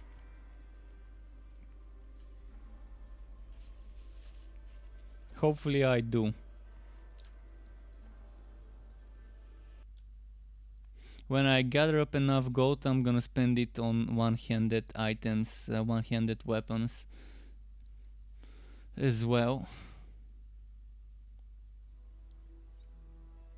Is it worth to buy this game? Well, that depends. Right now this game is kind of in an identity crisis. It doesn't know what it wants to be. Does it want to be a game for the casual players? Does it want to be a game for hardcore players that play on hardcore mode? Does it want to be a game for the competitive players who like competing with each other and setting records and stuff like that? It's not doing either of those properly. It's not casual enough to be a game for the casual player base, and it's not challenging enough for the tryhards. And its end game right now needs a lot of work. The end game is what I'm doing right now. It can be rewarding, but it's indirect rewards. It can be rewarding by giving you fame, and the fame giving you legendary items, but you don't really get good rewards for doing this, and you don't get much motivation for doing this. And right now it's so badly balanced in regards to how certain map modifiers and certain enemy modifiers work that it may not be as fun, but overall the game is very nice. Overall, if you take the end game out of the equation, remove the bugs out of the equation, and then you've got an interesting system of classes and subclasses that give you customization. You've got around 115 items as legendary items that you can use. Some of them are class specific, so for this class, for example, for this class I've got 16 class specific items out of 111 that I can find. Actually this list is probably more than 111, some are missing from the list to get reworked. So as a system it's pretty fun, but you really need some balancing on some classes, like the ranged forged. The ranged forged class really needs a buff or a rework. It can be fun, but I think right now the game really needs to figure out who they want as their main player base, and to try and become a game that's more suitable for that player base. If they want the casual player base of the ARPG community, then fine. Be a little bit more casual, be a little bit less punishing. If they want the Path of Exile players, then they need to make a ton of changes if they're gunning for the Path of Exile players. Or if they want the Diablo players, again they need to make some sort of competitive stuff, because that's what Diablo players that's why Diablo players return every league, because there's a new league mechanic, which is not something special, but there's also new leaderboards. I personally don't care for leaderboards. In fact, I'd much rather not have leaderboards in a game. But I know some people don't play games unless there's leaderboards, unless there's something to give them that that way of challenging themselves and proving to themselves and others that their build is stronger than someone else's, or that they can use their builds better. So I think right now the game doesn't know what type of players it wants to attract.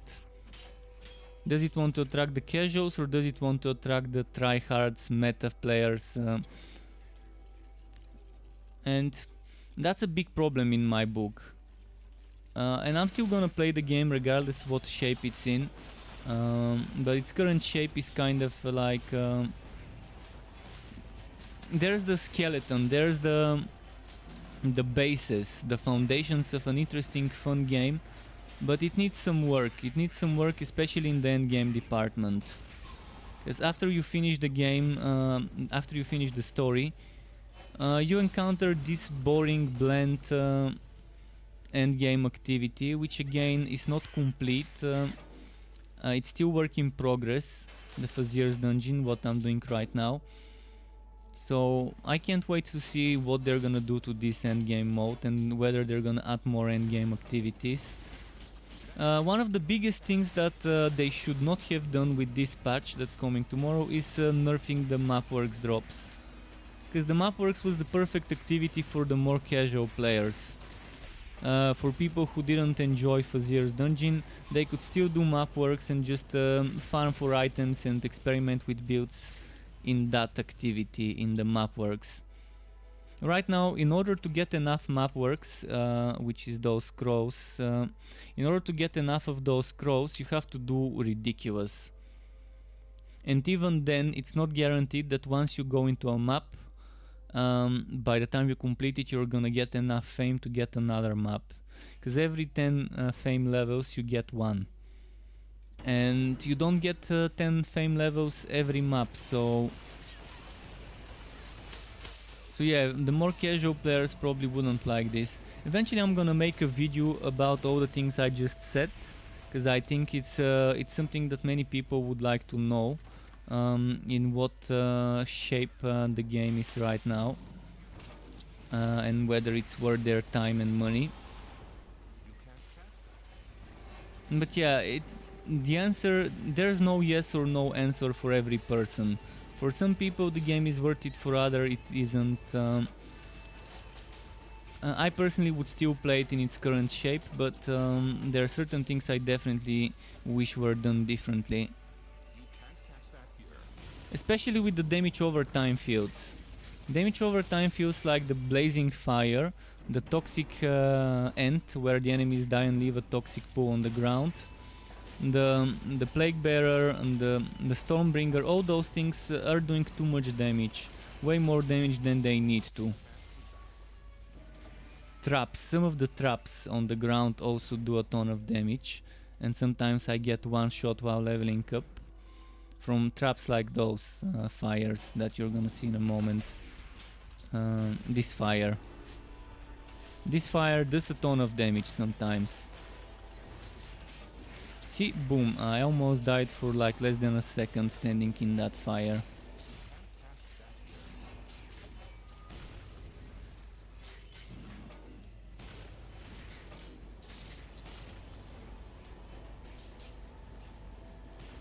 Pal Driver is saying that he's gonna get the game tomorrow. And Wumit says that he's played Diablo 2, Torchlight 2 and Hellgate London. Well, I've played all those games as well. And this game is nothing like either of the games. It's similar to Torchlight 2, but it's very different at the same time. I like that this game is different than Torchlight 2, but many players don't like it. Many players want exactly the same as the previous games. Many players want to play the same sort of games, just with better graphics. Many people just want Diablo 2 with better graphics, Torchlight 2 with better graphics. But what's the fun of doing the exact same game and only making the graphics better, other than a remaster? But remasters are a separate thing. I'd much rather see developers innovate and test new things. Just look at Path of Exile, look at how many innovative decisions they've made with all their different leaks. I may not like many things in Path of Exile, but I always give them credit for being creative and making all those weird mechanics every league. Sometimes it works out, sometimes it doesn't. Sometimes the community loves the new league, sometimes they don't. But you gotta give them credit for coming up with new ideas for years after years. I may not play the game anymore, but I keep myself informed what each next league is. This new heist league would be interesting. It would be interesting. It's still gonna be more of the same, but with a different mechanic, which is not bad. It's not bad. But yeah, I'd much rather see developers do things in a new way, in a way that hasn't been done before by them, and see them experiment rather than copy pasting what has been done over and over and just giving us the same games with better graphics. I like remasters though. I'm not saying I wouldn't play Diablo 2 remaster if they make one. I'm not saying I wouldn't play it. I just don't want Torchlight 3 to be one. And I don't expect Torchlight 3 to be the next Diablo 2 or the next Torchlight 2. The same way I'm not expecting Diablo 4 to be the next Diablo 2. I love how they're bringing back the old classes.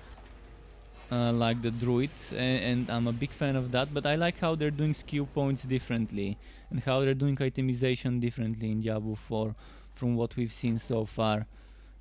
Hopefully we don't get disappointed by D4, but for now we gotta just wait and see how it pans out within the next 1-2 years until it launches.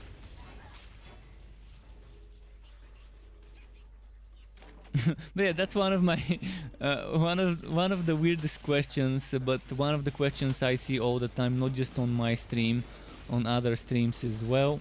When I was watching Riker's stream this game, people kept asking him the same thing: is the game worth it? He kept kind of trying to dodge the question, because honestly, yeah, I mean, it's hard to say whether one person would like the game or not, because not everyone has the same taste. So I always try to kind of dodge it myself as well, and to rather answer it differently by saying what's in the game right now and what to expect, instead of just giving you yes or no, whether saying yes it's worth it or no it's not. Because it's like saying black coffee, is it worth it? And someone would say, no, fuck it, I want milk and sugar. Or another person would say, yes, it's worth it, get the milk and sugar out of the coffee. So it's the same with this game.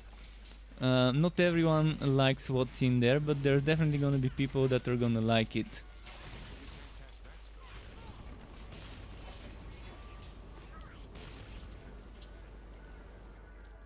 Let's see here.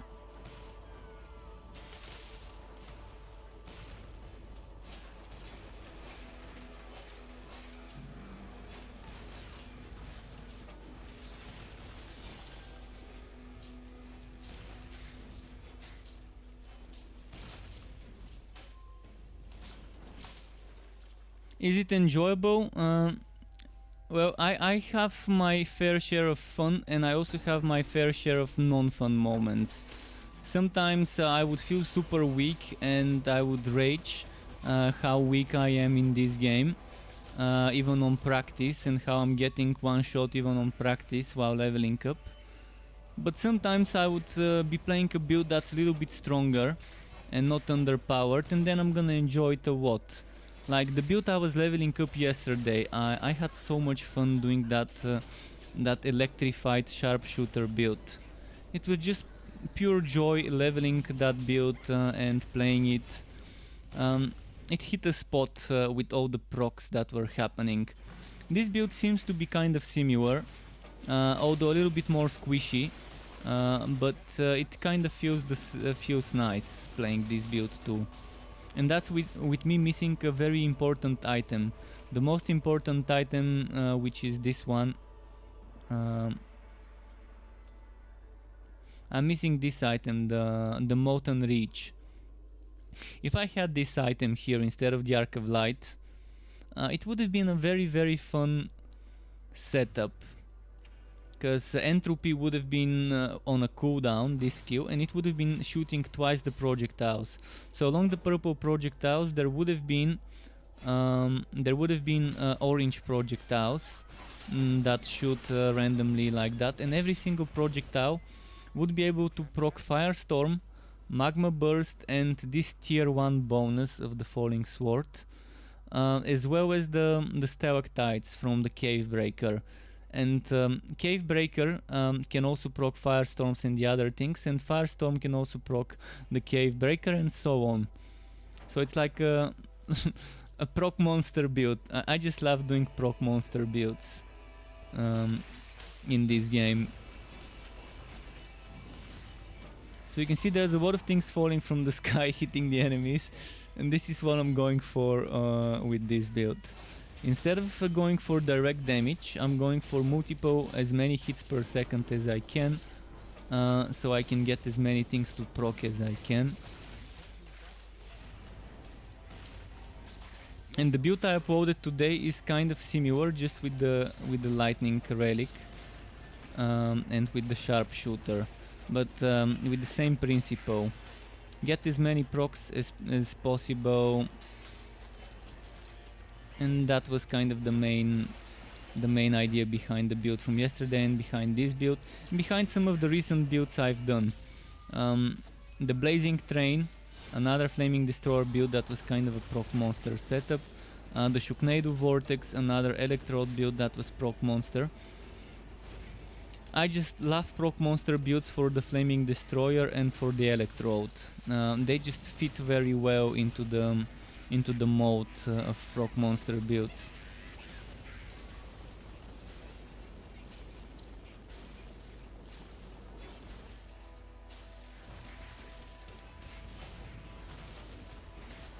But I definitely have had a few days ago, like a week ago or so, I remember not having much fun while leveling up, especially with them nerfing the XP rates with this patch.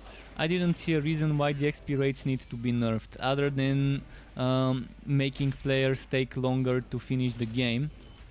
It seems unnecessary. It seems unnecessary and uncalled for, and I'm never gonna agree with them increasing the XP required to level up. Yes, they increase the XP we get from elites versus regular monsters, but it still feels like it's taking much longer to level up to 60 than one would need, and it feels boring having to redo a certain map multiple times, a certain challenge level multiple times before you can move on. I think it was a step in the wrong direction for the game, nerfing the XP rates.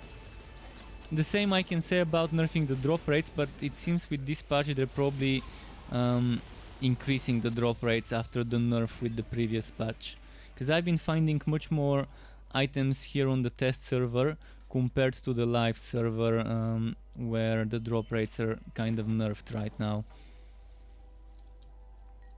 I'm still not finding as many legendaries as I would want, or when I do find legendaries it's always the same ones over and over again. Sometimes you could find like 6-7 of the same legendary item before getting something that you actually need, that you actually have been trying to get.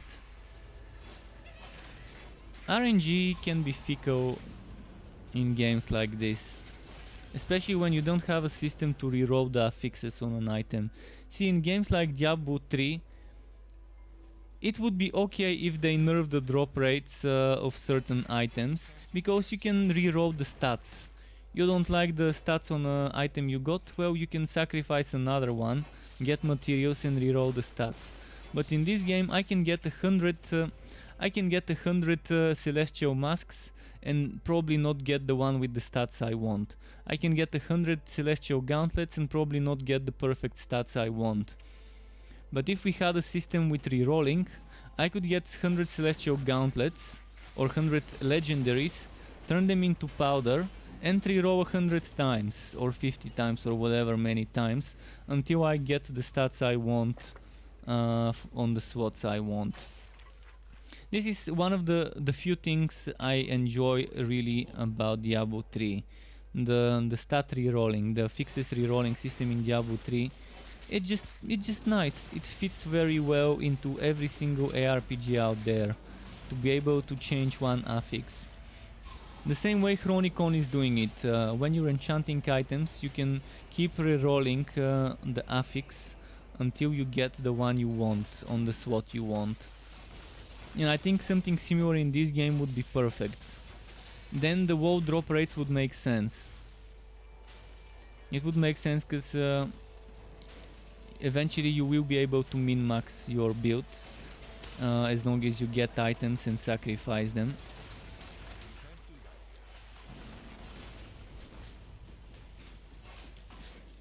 I mean, I'm even wondering how some of the things in the game work the way they do, and they still haven't changed them for something more quality of life and more user friendly and less grindy.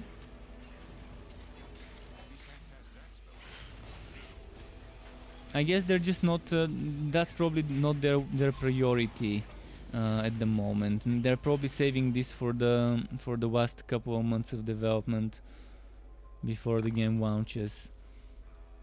Because if the game would launch in its current state, it's gonna be a disaster. It's gonna be worse than the early access fiasco, where people were unhappy about an early access game. Which, I mean, it's early access. You can't expect it to be perfect. You can't expect it to have what games after years of development have. But if the game launches now, people would have every right to leave bad reviews. Thankfully it's not launching now. We would get notified when the game's close to launching, probably 1 to 3 weeks beforehand.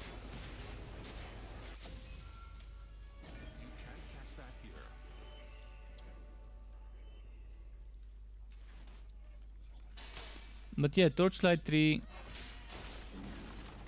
can definitely be enjoyable at times. If you focus on the fun stuff, if you focus on playing builds that are not weak, that are not underpowered, you can enjoy it. You can get your hundreds of hours of fun time. If you don't push yourself too hard into the Fazier's dungeon.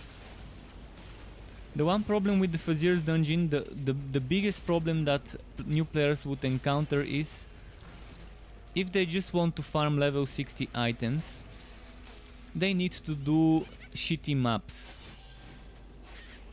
Level 60 monsters in the Fazier's dungeon start from Blazing maps. After Blazing, there's another bullshit map mod, which is the Plague Bearer, then there's Stormbringer, then there's Netherwells, and all those are bullshit shitty map mods that are not fun to farm. So if you wanna farm level 60 items, you're not gonna be farming them as drops, you're gonna be farming them from legendary gear bundles. That's the meta way of farming things right now. To farm contract rewards and to get those bundles. So this will be your source of level 60 items. Just a moment. I'm gonna show you in a second.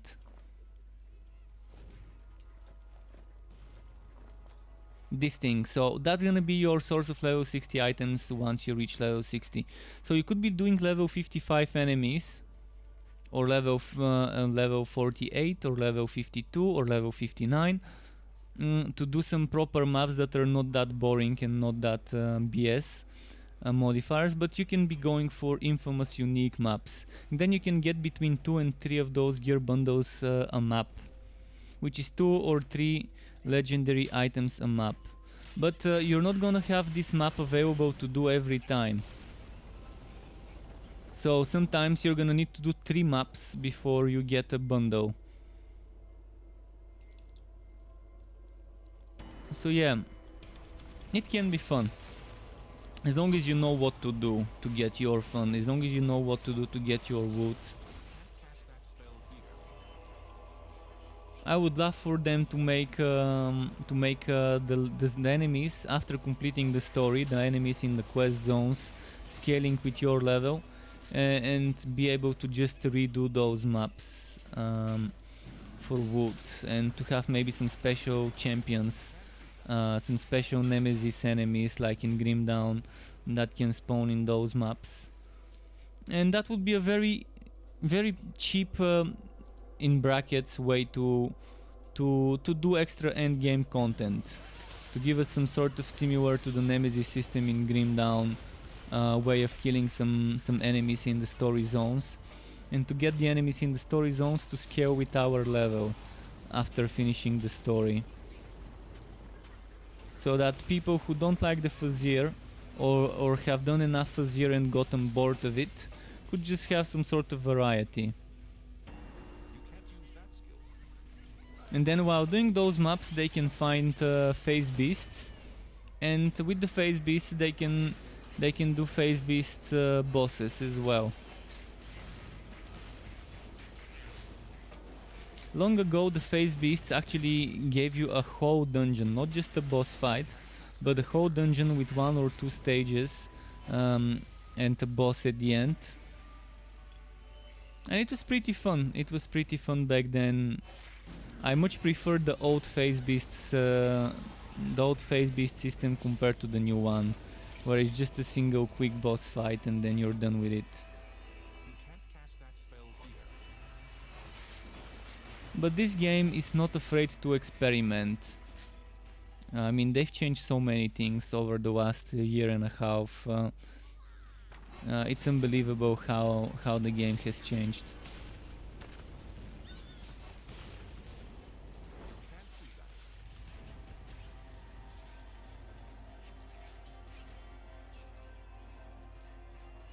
But I still stand behind what I said, that the game seems like it has an identity crisis and doesn't know what players it wants to attract, what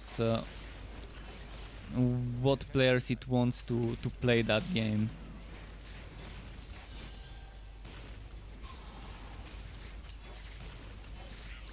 For example, this game is also suffering from high expectations. People expect a lot when the Torchlight name is attached to it.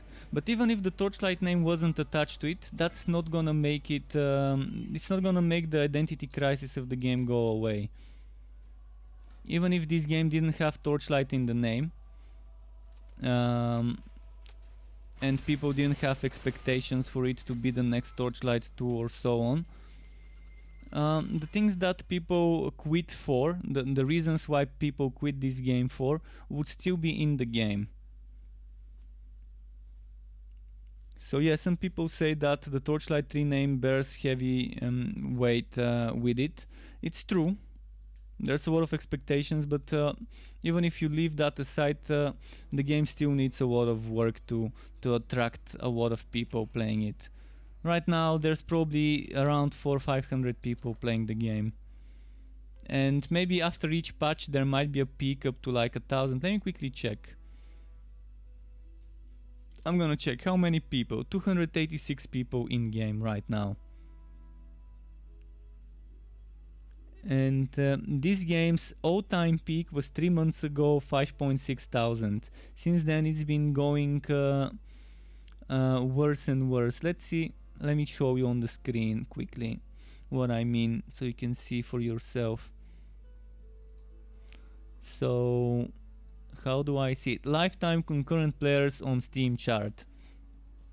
So when it launched, 5,000, and then boom, between the 14th of June and the 18th of June, it went down to like 2,000, and then eventually it kept dropping and dropping and dropping, and every now and then it would go back to like 5, 6, 7, 800.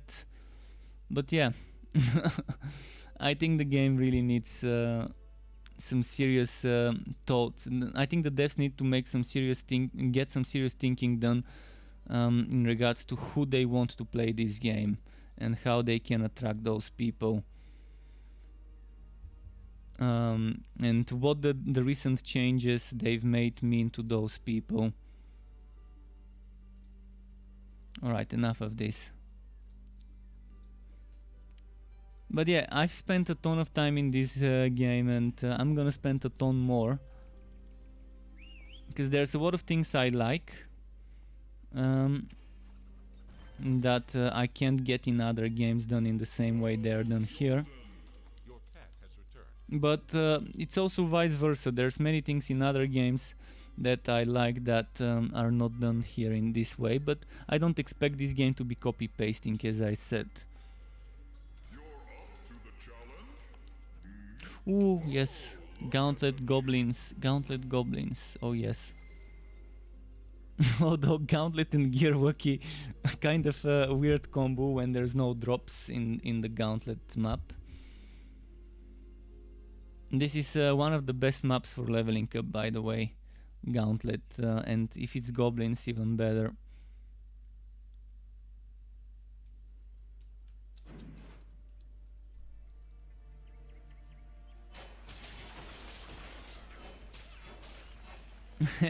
And I actually want this game to succeed. I want this game because interest in this game means good for me. Me as a content creator of this game, I would rather have more people playing this game and benefiting from my builds and guides on my website and on YouTube. And in general, I would like to have more people playing the game, so I could probably team up with some people every now and then and just have some more fun with others, because right now there aren't that many people playing it, and if I try to find a group, if it's not from some viewers or from people from the official Discord, it's gonna be hard.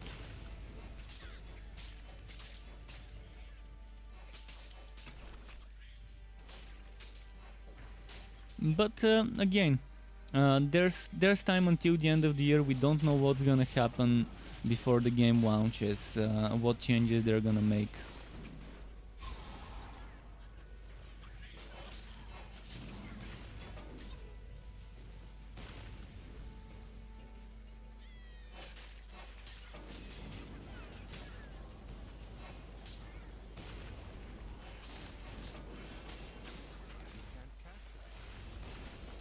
Let's see.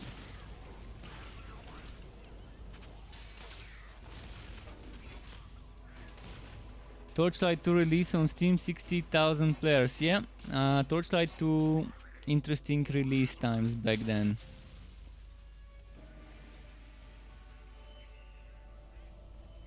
Interesting times. But again, you can't expect this game to be just a copy-paste of Torchlight 2. If you want this game to be a copy-paste of Torchlight 2 with just better graphics, you probably don't care about innovation and just want copy-paste stuff. When I say you, I'm not addressing any one of you. I'm just saying in general, people, because I've seen a lot of comments of people expecting this to be, whether it's on Steam or on the Discord channel, on the Play Torchlight Discord. I've seen people asking why isn't this game doing this or that from Torchlight 2. I personally like enchanting more in this game than it was done in Torchlight 2, but I still don't like the enchanting in this game completely. I still think this game's enchanting system needs an overhaul and a way to reroll the affixes, not just the enchantments, but the basic affixes that the item rolls with. Some people are asking why isn't there fishing in this game. Does this game really need fishing? Did people really enjoy the fishing minigame in Torchlight 2 that much? I mean, I enjoyed getting fish for my pet, and I enjoyed the transformation of my pet into something different when I give him a fish. But the fishing itself was kind of boring. It was still not as boring as this one. Look at that. That's what, like 4 seconds of just me chopping down a tree to get insignificant 6 wood walks, where I can get the refined resources. I can get the upgraded resources from just doing contracts. I'm just gonna demonstrate it. See, I just got this thing which gives me 25 wood planks. Do you know what 25 wood planks is? This is 50, I think, wood. And I just got 6 out of that one, 3 for 4 seconds of just doing that boring slow animation. So definitely something that's much less exciting than the fishing, but this fit when the game was supposed to be an MMO. When the game was supposed to be a zone-based MMO, it fit. Right now, in its current state, this gathering doesn't fit. The contracts does fit though. Getting resources from the contracts really does fit the current state of the game, the current shape of things.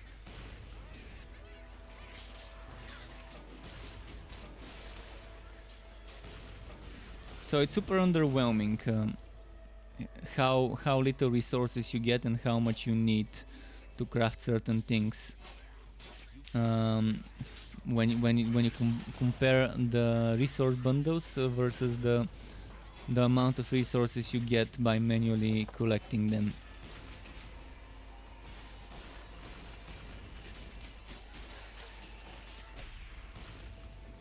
And you can get those resource bundles from the infinite whoop of the contracts, and you get refined, so you don't even have to craft tier 2, you get straight to the tier 2 materials. But when it comes to tier 3 materials, you might want to do some gathering there.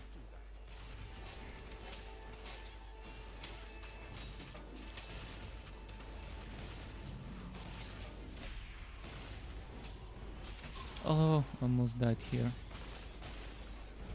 I don't want to lose this map. I want to do this map for a while.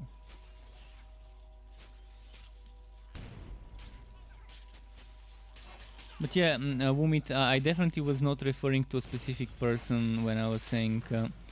I was just saying that there's people who are trying to compare Diablo 2 and Torchlight 2 to this game. And it's not fair to this game to compare it to other games that have been launched and that have been out there for many years and have probably had more development time than this game.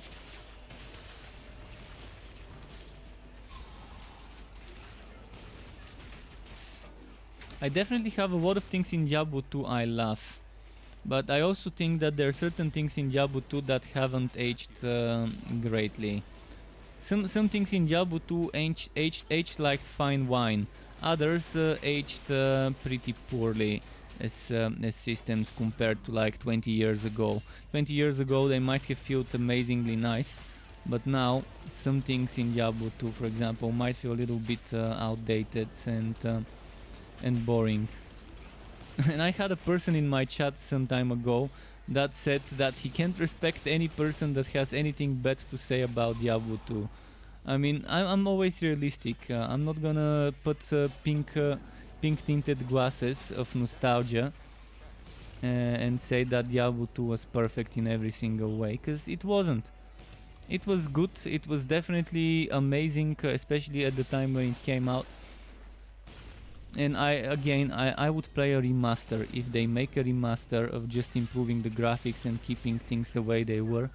If they make a Diablo 2 remaster, I'm still gonna play it. But the things I didn't enjoy 20 years ago, I'm not gonna enjoy now as well. And there's the thing, some of the things I actually enjoyed 20 years ago, but no longer enjoy now. That were in Diablo 2. The same goes for Torchlight 2. When I was a teenager and Torchlight 2 came out, I really loved the fishing. But in fact, I loved the fishing in Fate more. I liked the fishing in Fate and the pets in Fate. The same way I loved those in Torchlight 2. I'm wondering what's happening with Fate, if they're gonna make a new version of it. I'm not sure what I played more, Torchlight 2 or Fate. But I think I probably played Fate more.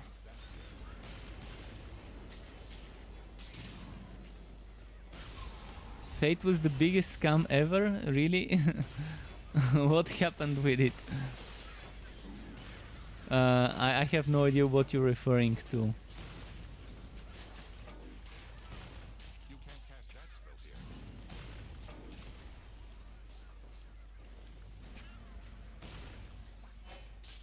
The way I remember things, I was a teenager, so I haven't played Fate recently.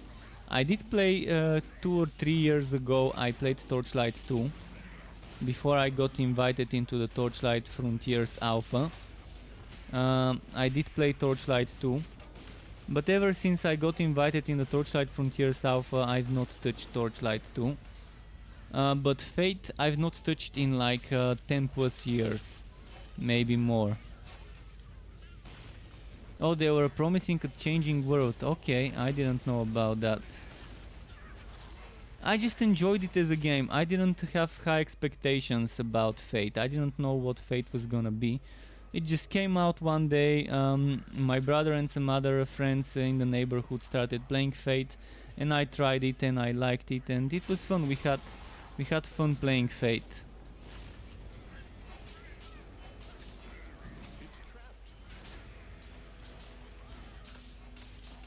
Fate was a fun, nice game back when it came out.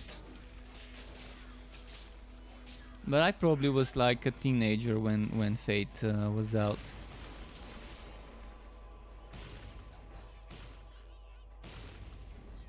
Every time you get back to the map, the same monsters over and over. Well, yeah, I could understand this. I think a game I would really love to see redone is Darkstone.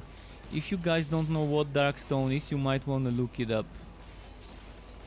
Darkstone is amazing. Some time ago there was someone who converted Darkstone from a PC game to a tablet/mobile version. I think this one is now gone from the what's it called, from the Play Store. So it probably is no longer available because it might not have been an official conversion.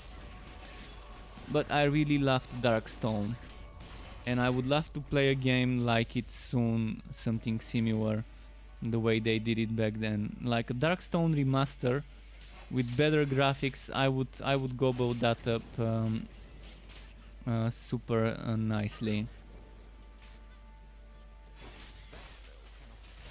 Another thing I was kind of disappointed from was Dungeon Siege 3. Maybe the expectations in Dungeon Siege 3 were high, but it didn't feel like Dungeon Siege 2.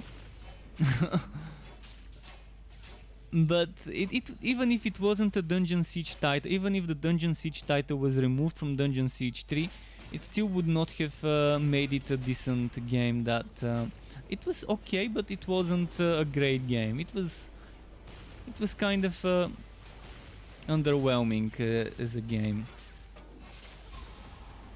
And the same thing happened with Sacred 3. In fact, Sacred 3 was actually pretty bad compared to Sacred 2. Another franchise I would like to see people reviving, the original devs reviving. I would love to see the people who made Dungeon Siege 1 and 2 making a new one, and the people who made Sacred 1 and 2 making a new one. I've said that multiple times in my stream when we talk about some of the older games in the genre.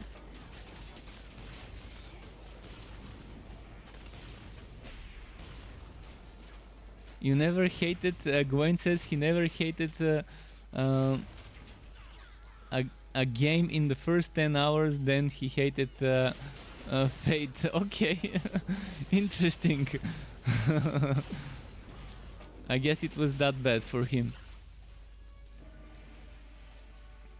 The things I liked in games back then when I was a teenager are completely different than what I look in games right now. Right now I just played games for the sake of playing and having fun. I didn't care about builds, I didn't care whether my build is meta or not. I didn't care back in the day whether they're dropping too much wood or not, although I loved playing Eastern Sun when it came to Diablo 2. In Diablo 2 I loved playing mods that gave me better drop rates rather than the vanilla version. In fact, I couldn't enjoy the drop rates in Diablo 2, that's why I always played Eastern Sun or other mods like it back in the day. Because I was a teenager, I wanted items. All I cared about was finding new items and experimenting with those. Not much has changed, I guess, but now I think about builds. Back then I didn't know that that there's such a thing as builds. I just invested into what I liked and used what I liked. I didn't think too much when I was a teenager whether could I change something so I can be stronger. I just took the skills I liked based on how they look and what they do, and I just stuck to that skill. For example, I liked Whirlwind on the Barbarian, alright, I'm gonna stick to Whirlwind on the Barbarian. I liked Leap, okay, I'm gonna use Leap. I liked Paladin with the Fanaticism, I would stick to that one. I liked this one, Aura, I'm gonna stick to that one. I really didn't think too much back then, but right now I think differently. I actually analyze, do I want this damage bonus, do I want this defense bonus, do I want this proc, that proc. I wish I could go back to the times where I didn't care much about things and I just played the game for the sake of playing them without thinking too hard what I do with my skill points.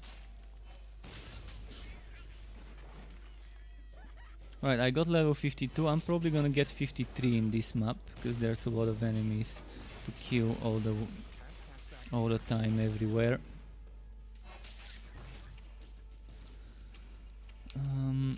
Where am I investing my next skill points?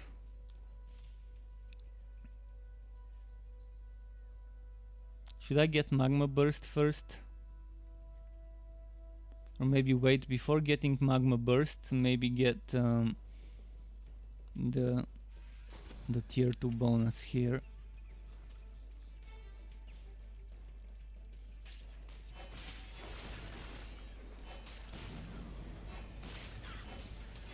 But Torchlight aside, Baldur's Gate is coming very soon. Baldur's Gate 3, it's only gonna have one act, only 25 hours of story apparently. With the early access, but eventually the game is gonna keep getting expanded as the time goes.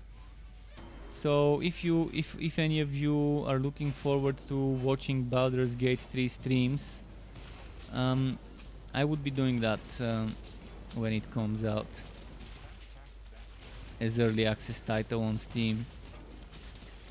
It's gonna be expensive though, it's gonna cost the full price. The early access will be the full price of the game. There's not gonna be difference between buying Baldur's Gate 3 in early access or buying it after it launches. But I guess that means more money for development from the early access.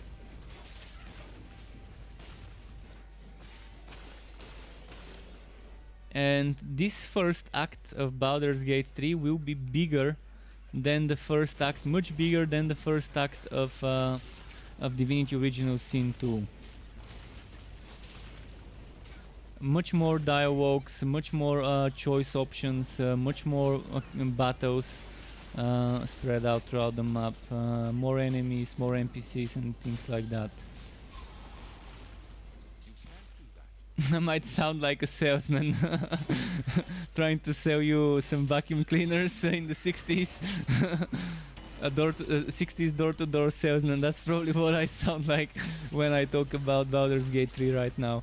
But I'm excited, I can't hide the excitement of the game. In fact, once I'm done with the builds for this game, I'm gonna go back to Divinity Original Sin 2 and finish the playthrough I started a couple of weeks ago, 3 weeks ago or so. Have not forgotten about that playthrough, I still wanna finish it. I just wanna wrap up the builds I started, or at least wrap up some of the builds. I've got like 4 more builds left after this. I think what have I got left? One Realm Master build, 2 forged builds, and one more that I'm forgetting. I'm not sure what one. What have I not done? So two Cold Heart builds, one Bane build, and I'm forgetting. I've done Flaming Destroyer on all of them. This is the 4th Flaming Destroyer hero I'm doing. I've done Electrode on all of them after the build from yesterday. I need Bane. Actually, it's 3 more builds. After this one, I only need 3 more builds. Cold Heart Realm Master, Cold Heart Forged, Bane Forged. That's what's left. So after I'm done with those, I can maybe shift my attention from Torchlight 3 to some of the other things. By the way, did you see some of the Cyberpunk footage? The Cyberpunk 2077 footage. They gave access to an Australian YouTuber or New Zealand YouTuber. I mean, I can't tell the accents really well apart myself, but there was this guy who got access to the game, and he made a very nice video showing some gameplay, also talking about things, talking about the character selection, about questing and all of that. Interesting video, you might want to look it. He says something like 5 hours, but the video itself is 55 minutes. It's not really a full 5 hours of gameplay that you can see. But if you want to look it up, just type 5 hours Cyberpunk 2077. It's probably gonna show up if you want to watch it. The game looks impressive though.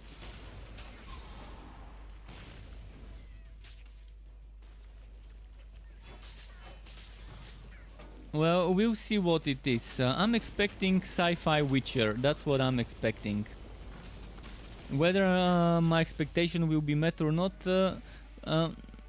as long as the game is fun, I wouldn't care whether it would feel like playing a sci-fi Witcher, a first-person sci-fi Witcher or not. It definitely feels fun though. From what I'm seeing in that video, the combat looks fun. You've got some interesting customization that you can kind of make builds based on what you do with certain weapons and with certain abilities, and which hero you're using and so on. And I want to see how much our choices will matter. Apparently, there's going to be huge consequences in the game when you select a certain thing, when you select to side with a certain faction or corporation or whatever.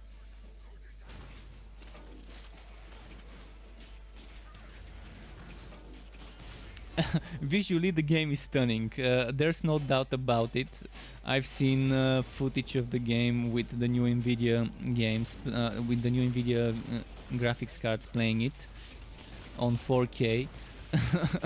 And it looks amazing, but I don't graphics is not all I care about in a game. So even if the graphics were shitty, I still would have played it, because it's a CD Projekt Red game, and I'm hoping it's gonna be just as good as the Witcher series was. Whether that's gonna be true remains to be seen. But again, I probably shouldn't expect it to be too much like Witcher, because it's a different game. It's a different game, so I'm probably doing something wrong by expecting it to be similar to The Witcher in regards to how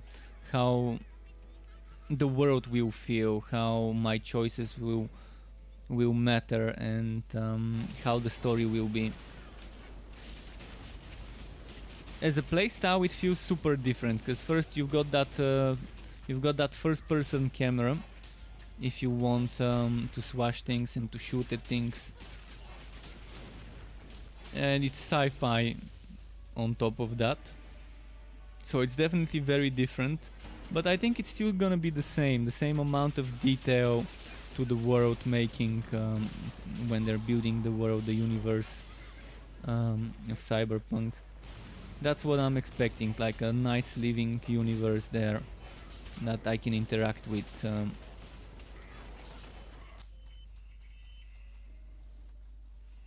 Okay, almost level 53. When I'm 53, I'm leaving this map. Because it's a level 50 map, I'm not gonna get XP after 54 in it.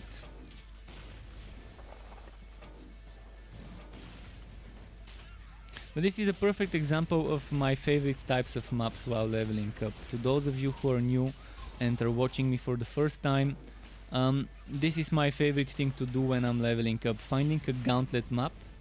And since in the gauntlet maps the enemies respawn all the time, it saves me loading screens, and I would move a few meters and there's already enemies to kill. And this is just it's meta leveling, maybe one could call it. It's very effective to level up on those maps, especially if it's a goblin map like this one with the forest, Act 1 goblin map.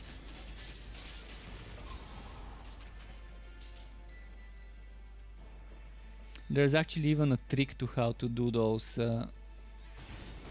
If you see the pattern behind how they're spawning, for example, you go to a new location and you kill them, and then you see they immediately respawn, and then after that they slow down and stop respawning quickly, and then you have to find another location once you see that they're slowing down the spawns, and you can alternate between two hotspots, as I like to call them. But if you spend too much time in one of those maps, there's a huge performance drop. Not sure if it's a memory leak or whatever, but the game starts video lagging, as if the FPS goes down.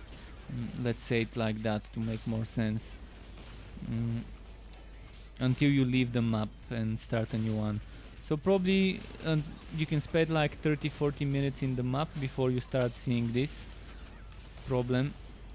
Depends how quickly you're killing things.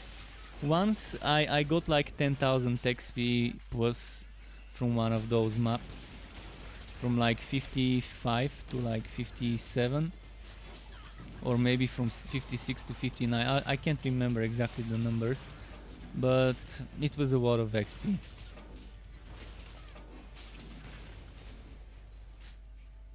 And for the final few thousand of XP, it was super painful.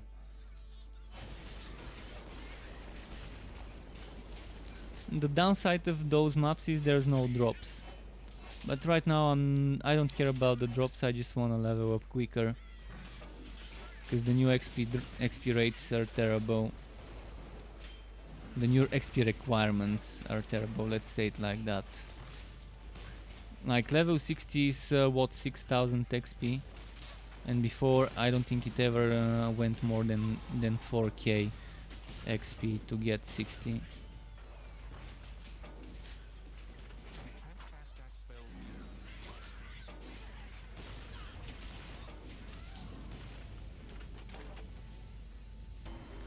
Maybe it has something to do with not clearing all the monsters that have died from the map, and that's why the more you play, the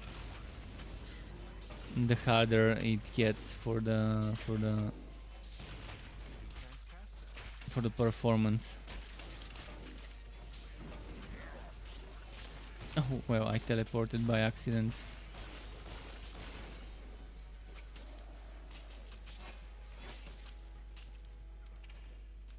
No, I need to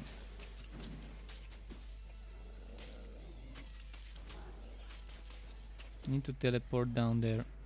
Fuck, it's not working.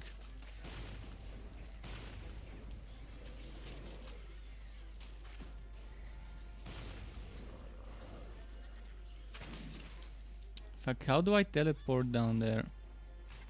I'm pretty sure I've done it before. There we go.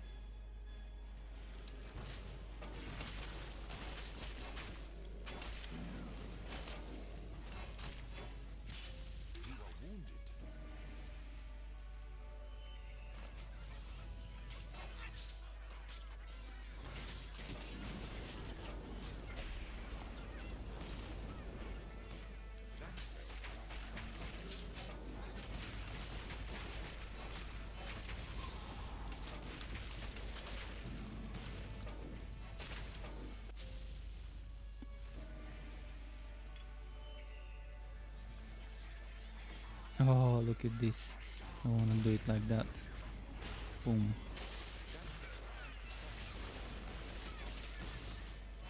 You're already probably noticing the FPS drops. Yeah, I'm gonna get this one level up and then leave the map, because it's gonna get worse.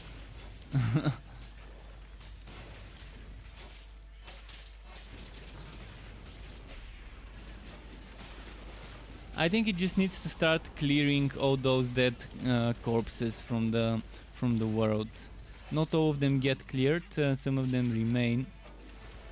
See, some of them dissipate into the ground.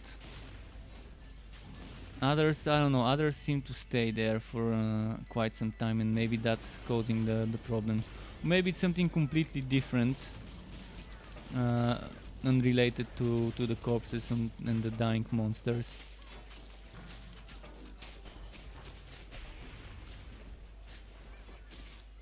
Wait, did they change the blinded animation to no longer show a cloud? Let me just check. Chance to freeze, slow. Freeze, slow. Knockback. I don't have blind, do I? But I'm doing something to them that see those swirly things. What are those swirly things? Is it the map itself? Or is it some sort of effect I'm doing on them? Could it be the knockback that's causing this?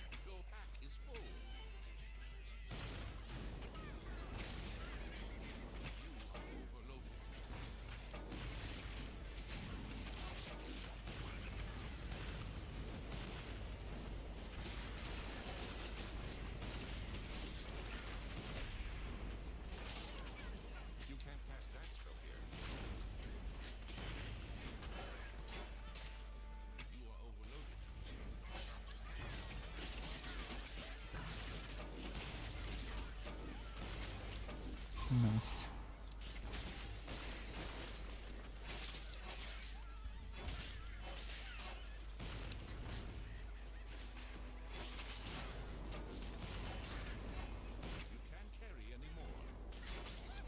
Here we go.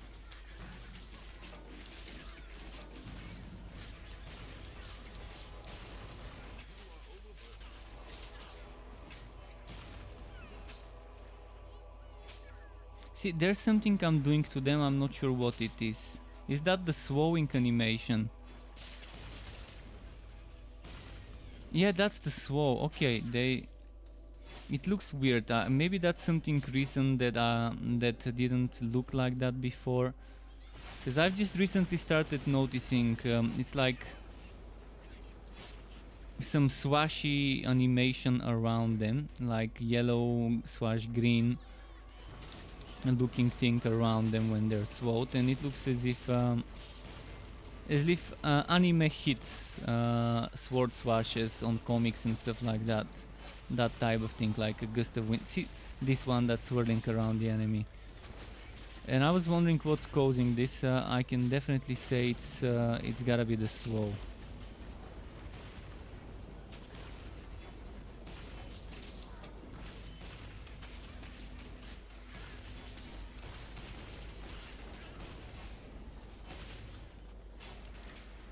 Almost there for the level up, so I'm gonna get my XP to 2450 and then do the boss.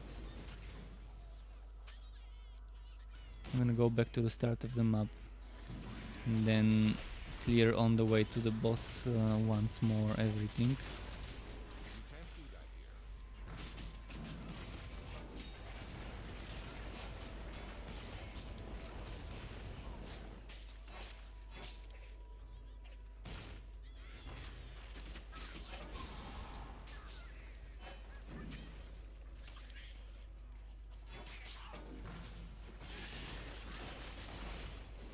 I need to start proccing magma bursts as well. Which reminds me, I need to upgrade my weapon, and there's better weapons in the warehouse already. I've got level 54, 5 and 6 weapons. And then I've got a 58 or maybe a 57. I definitely got a nice 59 blue item. and the green level 60, which is currently in my other hero. I'm gonna have to pick it up from her or from him. You are near death. You can't cast that.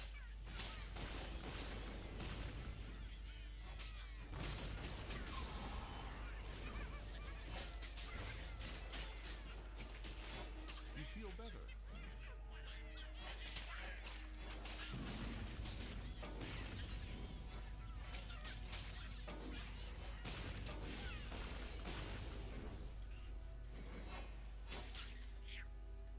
Come on.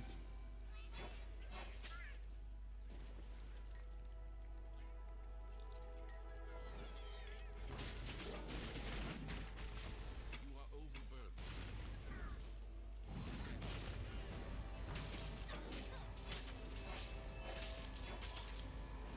Your path is too heavy.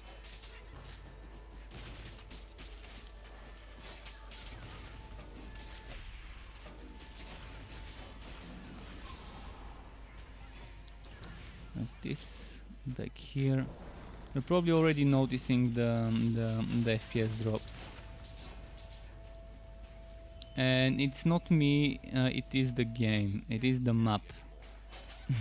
It could be in a way me, because I'm standing for longer than the developers intended someone to stay in this map for. But if you make a map with endless respawns, you have to expect people to farm it. If you make a map with endless respawns of the enemies and without drops, then you probably had the idea of people farming this map for XP but not getting items, which for me is a good bargain. I'd rather not get items but farm XP in this map for a few levels. And then eventually move on to farming gear when I'm max level, where I would need upgrades.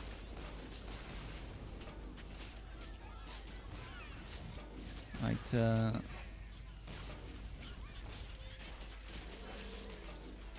75% done with this level.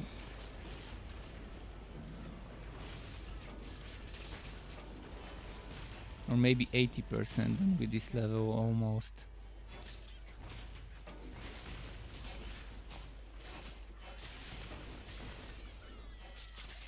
Ooh, look at how many there are there. Oh, did you see how many I killed with this ultimate?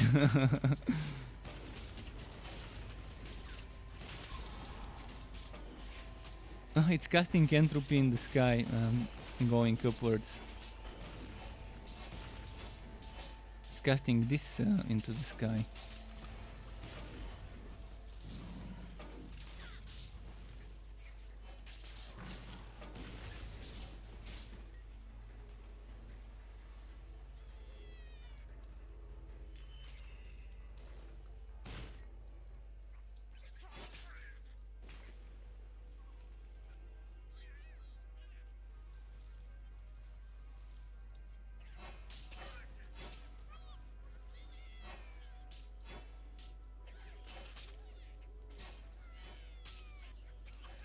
There we go.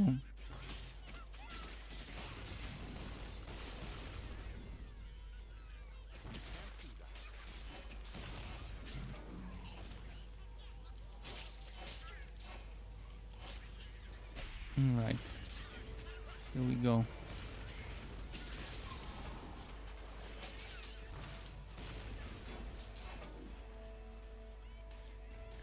I think I need to go a little bit back. It's not a good place to stay back there, but here is a good place to stay, because there are so many respawning. Pfft, look at that. So many. So many.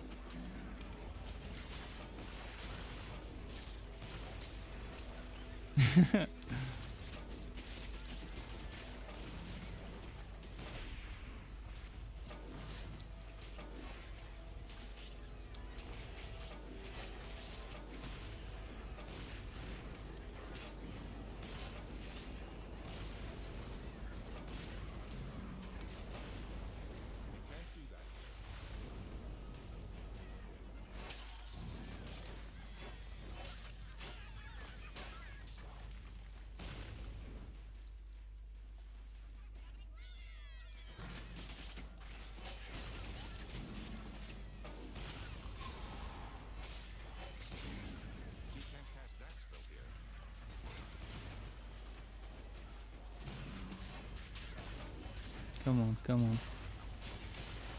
Give me more spawns. Maybe there's some here on the bridge. No, they still haven't. Oh, never mind. They're here. Like this. Boom. You can't cast that here.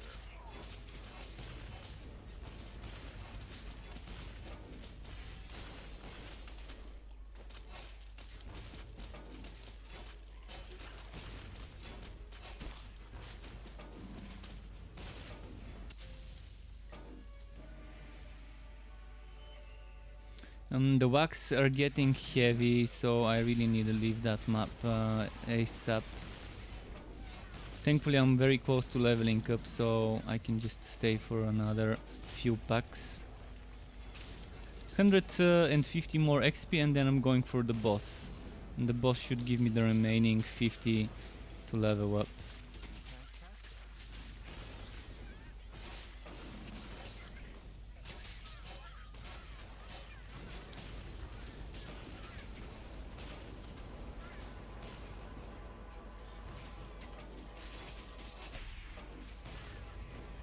This is probably super boring to you guys watching me just standing in the same map, but believe me, it's the fastest way to level up. With this build right now, with the current maps I've got available, there wasn't another better option. You can't cast that spell here.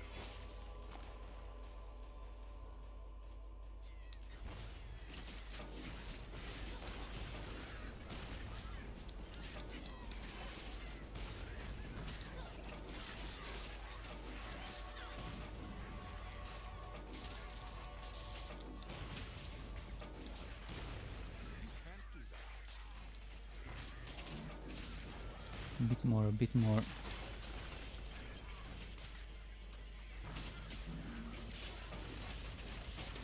Okay, I'm gonna fuel my energy now for the boss fight. I'm gonna fuel my consumed energy bar.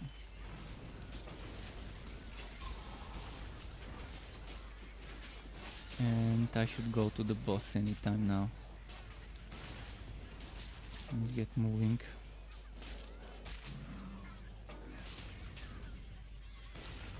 Last few kills. Okay, last pack here. I'm killing those and then I'm going for the boss.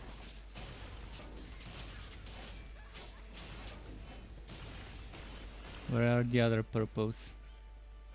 Was that it? Just one person in the pack? You have gained a level. Oh, they were there. Fuck it, let's just go for the boss now.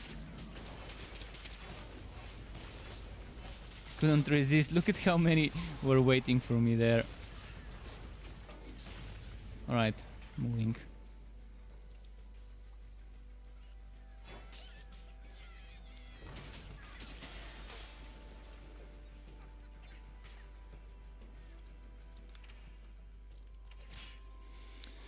What was I investing into? Summoning Smash, right? To get it to level 6.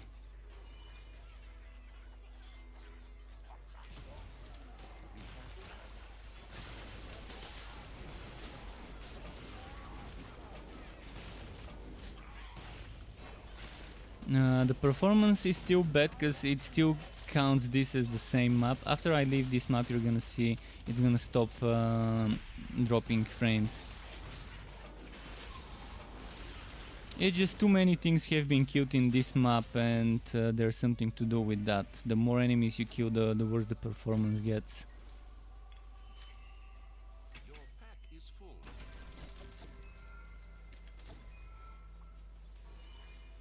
Now it's gonna be a difference, huge difference. I'm not sure how to even report this. What do I tell them? Do I tell them look into gauntlet maps and garbage collection? Do I tell them look into gauntlet maps and something that causes the game to give you FPS drops when you stay longer in the map? Not sure exactly what the problem is, but there is one.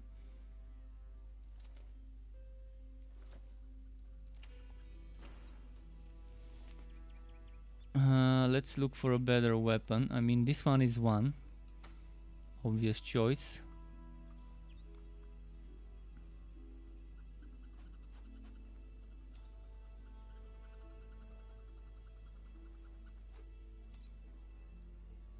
Is there a better shield? This one is 5.9k defense. I don't think I can get a better one. Actually, there was one that's better, and I don't need chance to swow on this build because I've got dark spears.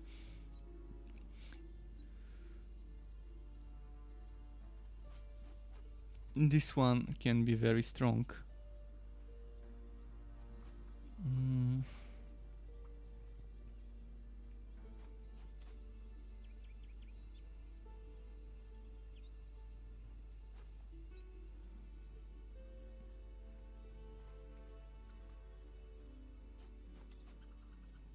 If only I had that molten reach. So we're getting some upgrades. Poison or fire? Am I wearing anything electric?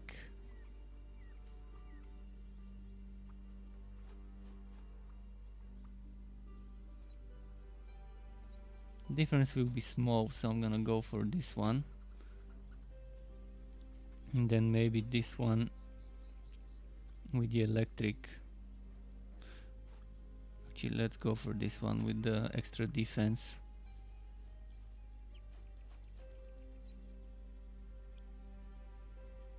I should have worn this.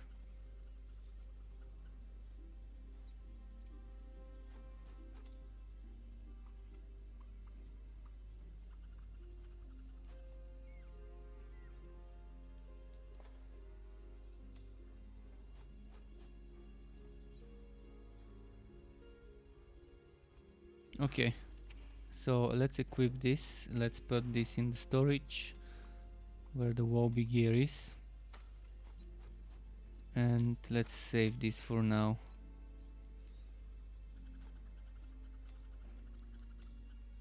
I don't think there's anything I'm missing, like a chest that I can equip that's stronger.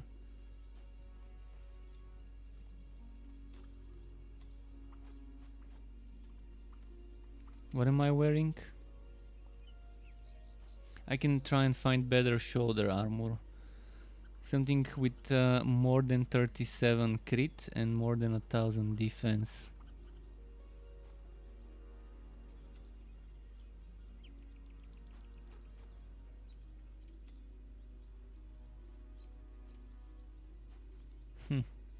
Relic energy cost.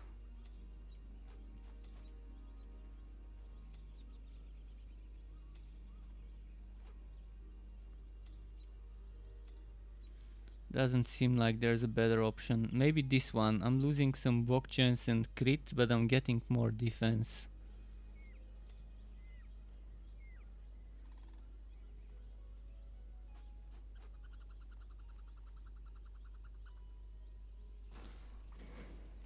This was empty, right? I'm gonna collect some items. Maybe something nice will drop from the bags. What's the time? 11 minutes past midnight here. We've got a time for 1 or 2 more maps.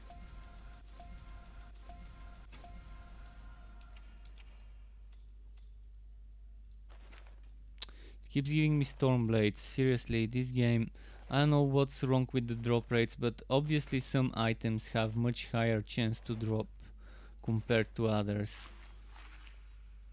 Because they're like dropping 60% of the time. Maybe 70% of the time it's gonna be either a storm blade or a fire starter or a Sneku stick, which are the quest reward items, as you might have noticed. Or not the quest reward, but the items that always drop the first time you kill Shriekbeak and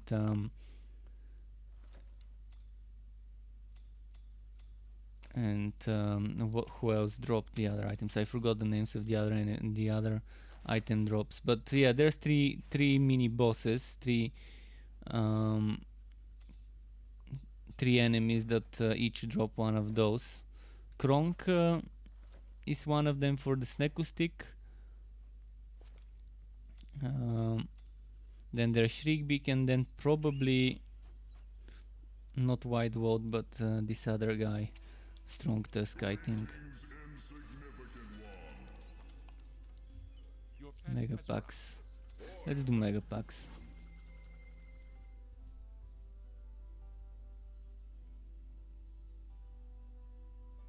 So yeah, it's mostly dropping those specific items: Neku Stick, Fire Starter, Stormblade, along with 2-3 more items. Like those have super high drop rates from the gear bundles and from other places.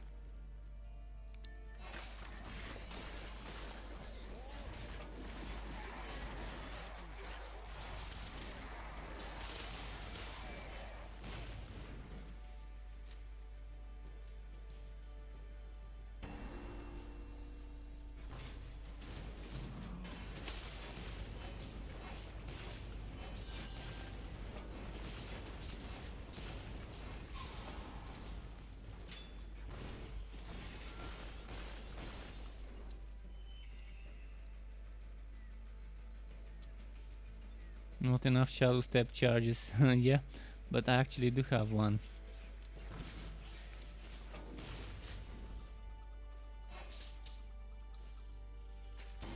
can't cast that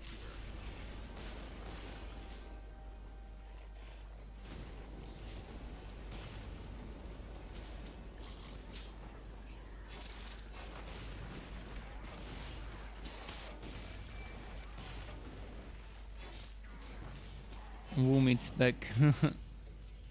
Fire Starter from Prodigy. The Fire Starter from Prodigy, pretty good track, yeah. Brings back some memories, but yeah, there is one item that's called Fire Starter. I'm gonna show you. Just let me kill those monsters, and I'm gonna show you what it looks like.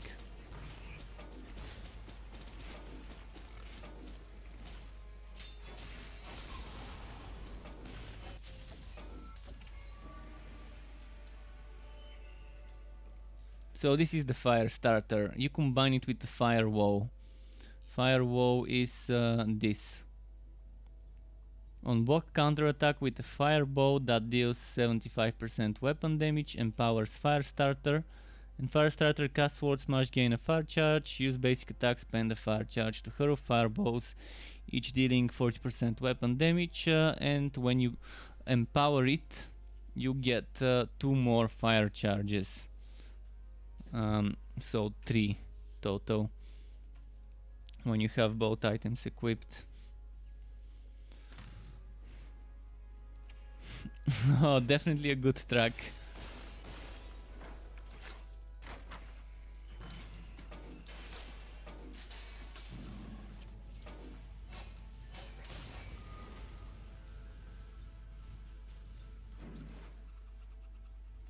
Let's see what's here.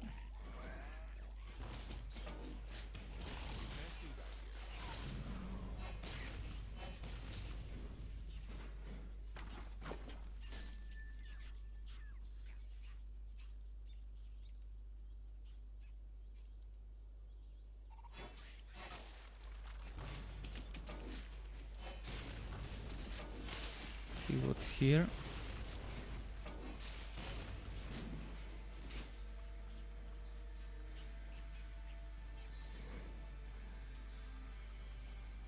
Oh, nice. Another one of those places.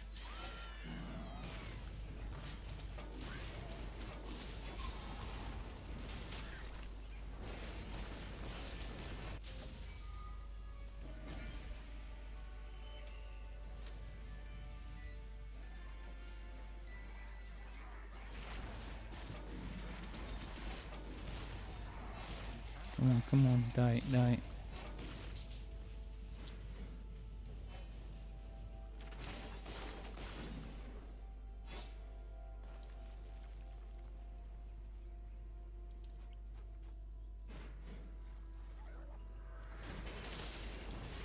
I love teleporting in this place.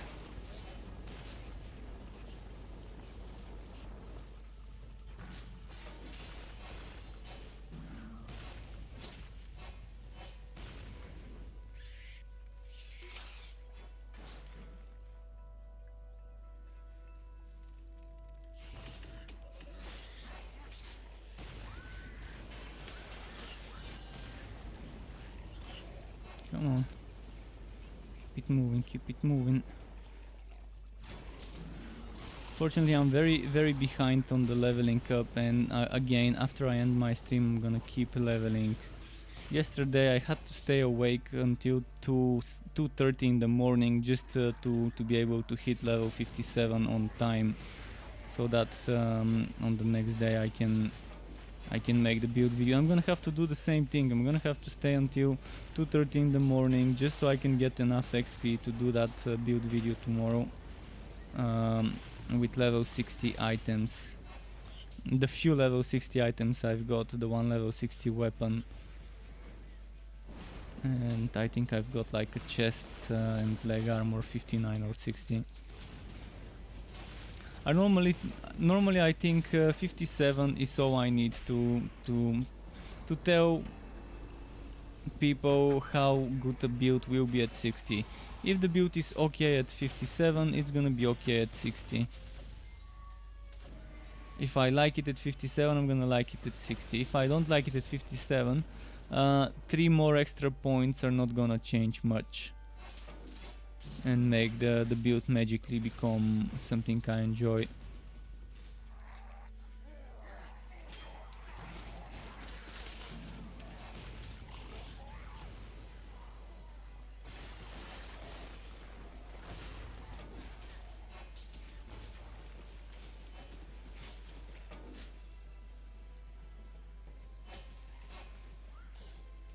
You can't do that here.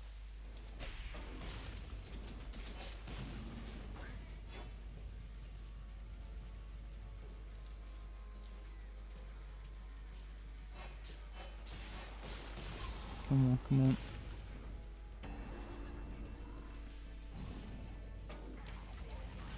can't use that skill.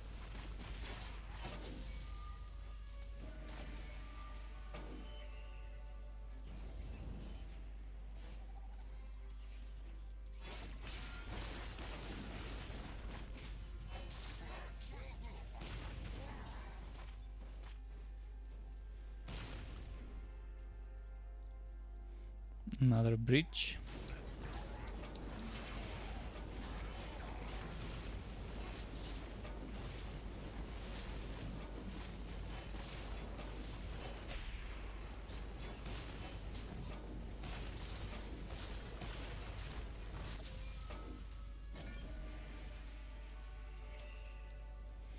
Night eye stuff, man. If only the game would drop me that one item I need.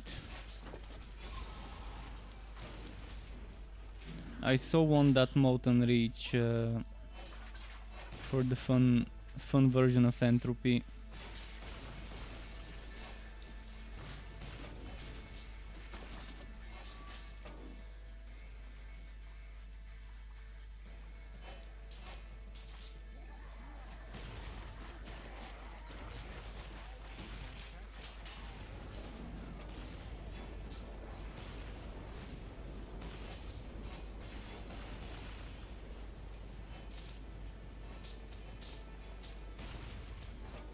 We've got time for another map though.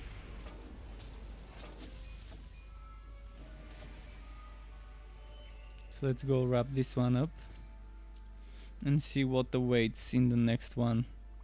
This one was nice, mega packs, it was fun.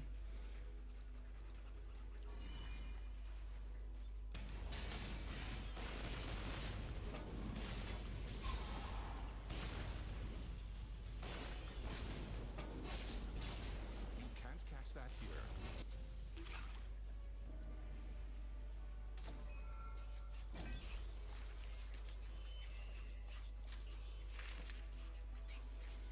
Okay, what's here?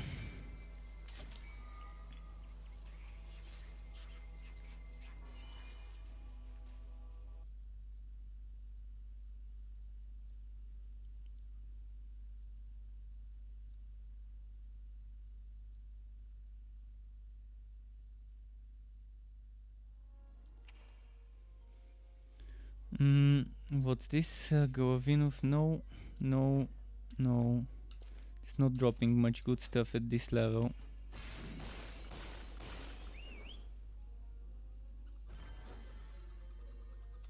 Oh, we're doing a boss fight before the next map quickly. Let's do Kronk, and it's a blazing one.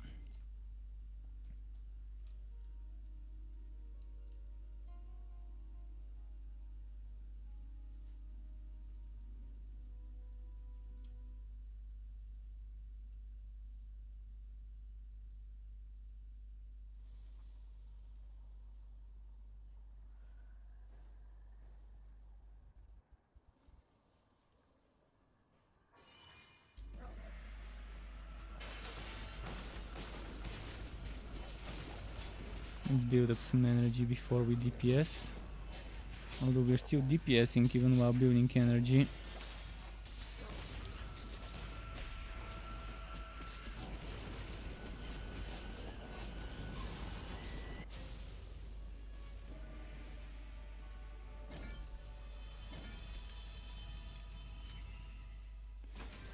That was a quick one, okay. Now let's do the final map of the day. Although not for me, the final map of the stream, but I'm still gonna have to get another 4 levels, 3 levels and a half of stream. It's gonna be painful. It's gonna be painful with the current XP rates. I still don't realize, I don't see a reasonable explanation why we need so much time to level up in a game. In a game like this one. In other games I can see a reason why we would need more time to level up, but in a game like this one it makes no sense to want the players to level up slower.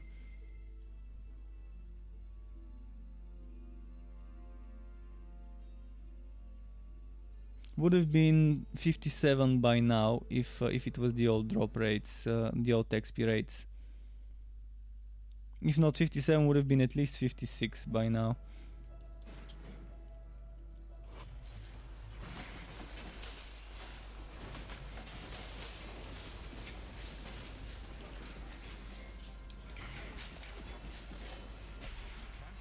I'm dreading the moment where I'm gonna return to the live server and have to level up all the way from level 1 to 60 again for the next 3 builds. So 3 more times I'm gonna have to go through the most painful experience. And in fact it's gonna be even more painful than I remember it, because it's gonna take even longer now. So I'm dreading that moment, but it's coming tomorrow. And yeah, tomorrow I'm probably gonna be raging a lot at the bad XP rates. I'm preparing myself, but you can't be prepared enough for bad XP.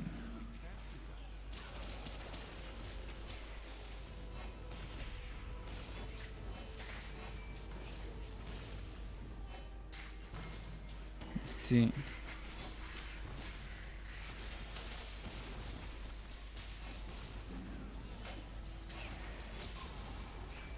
At least there isn't another wipe until the launch that we know of. So at least my legendarium, I would have access to some good stuff while leveling up on the live server from my previous heroes. And some lobby gear to use to help with the damage.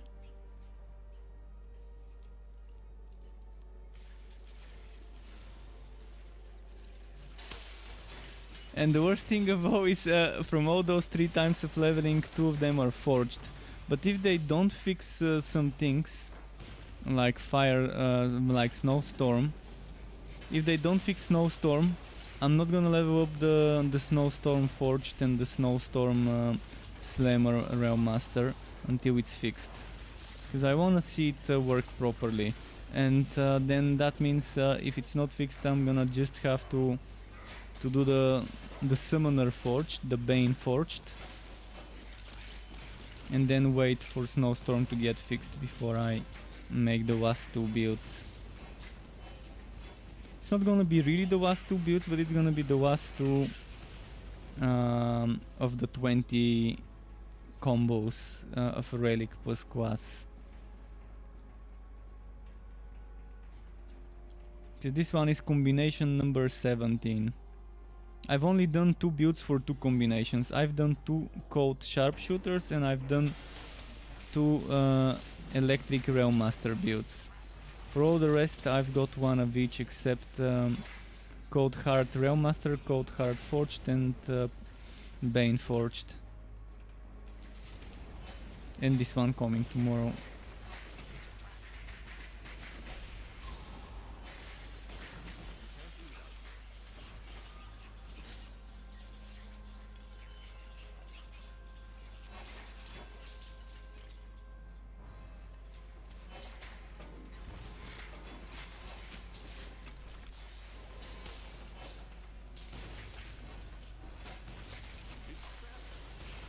Okay.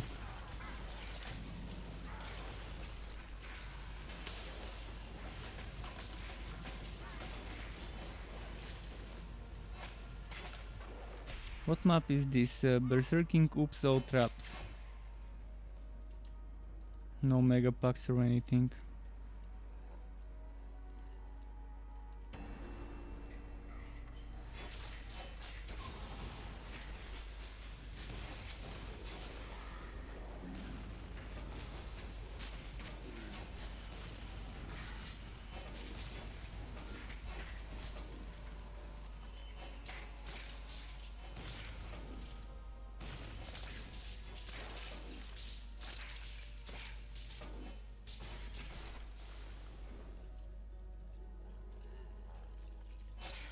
There we go. More enemies. Where's the elites? This map? There hasn't been many elites in this map. Elites, uniques, or legendaries. There aren't many. At least there's a lot of basic skeletons.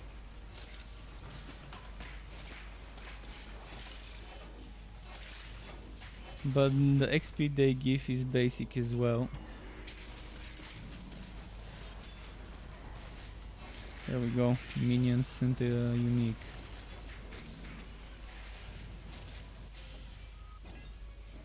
Just killed that non-basic witch.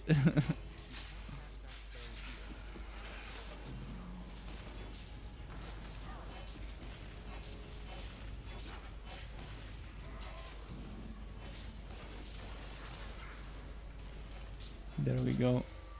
This one's down too. I'm gonna go this way first. Oh, I can't use Shadow Step anymore. Bugs.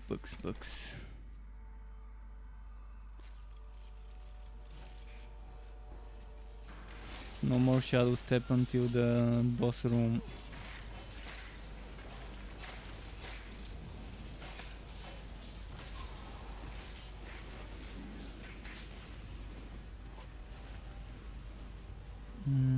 This way.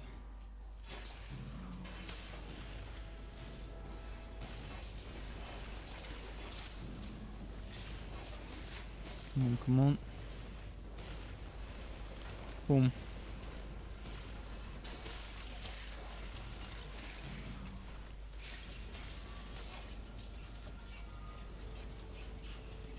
I don't think I can get a level up before the end of the stream, but there's still some parts left of the map. But we're almost done with it. Just 3 more rooms maybe. I'm gonna go all the way to the end here and start clearing from there. So this is where the elites have been hiding.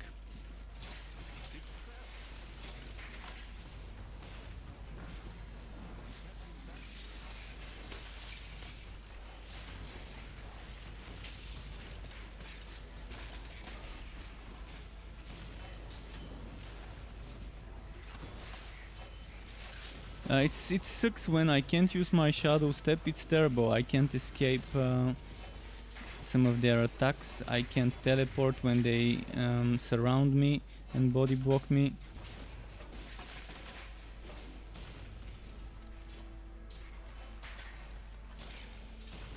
I have to try and play slightly differently without a Shadow Step.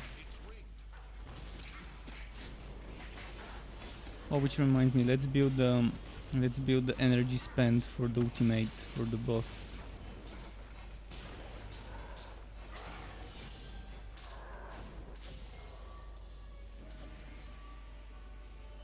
Although we've got time before the boss, there's 2 more rooms to clear.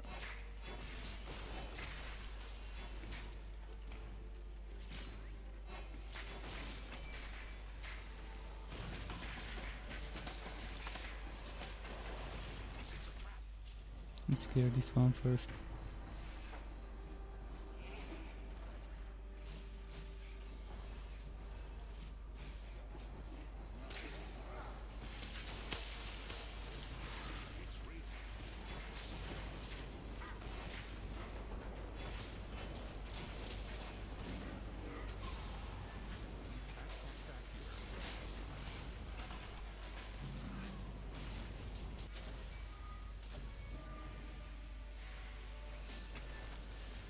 Okay, so the bug where those fields don't disappear, or maybe it's just I need to clear this enemy and they're gonna disappear. Yep.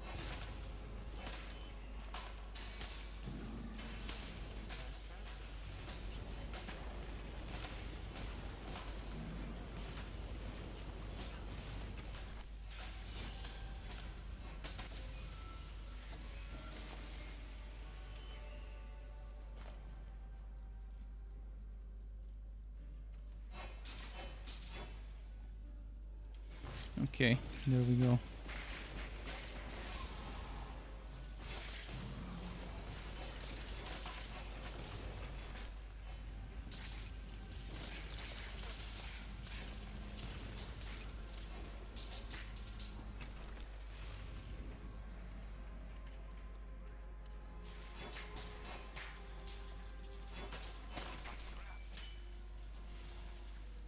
And here.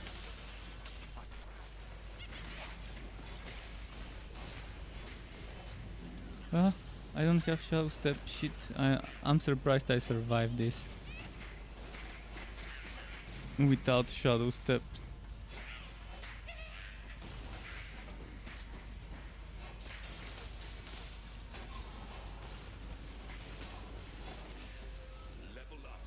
We actually even got a level up before the end of the map.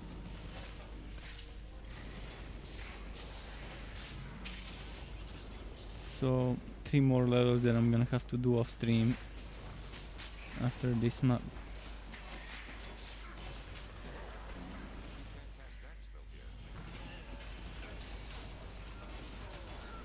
Fuck. I couldn't even finish this. Yeah, this is it. This is what I get when the game is buggy and I can't use my movement escape mechanic in the form of shadow step and it's stuck on a cooldown that doesn't go down. But yeah, I'm gonna stop streaming now because it's 36 minutes past midnight. So thanks everyone for tuning in, both on YouTube and on Twitch. Keep it cool, struck up. Expect this build ready and uploaded tomorrow unless something happens. So keep it cool again and until next time, goodbye.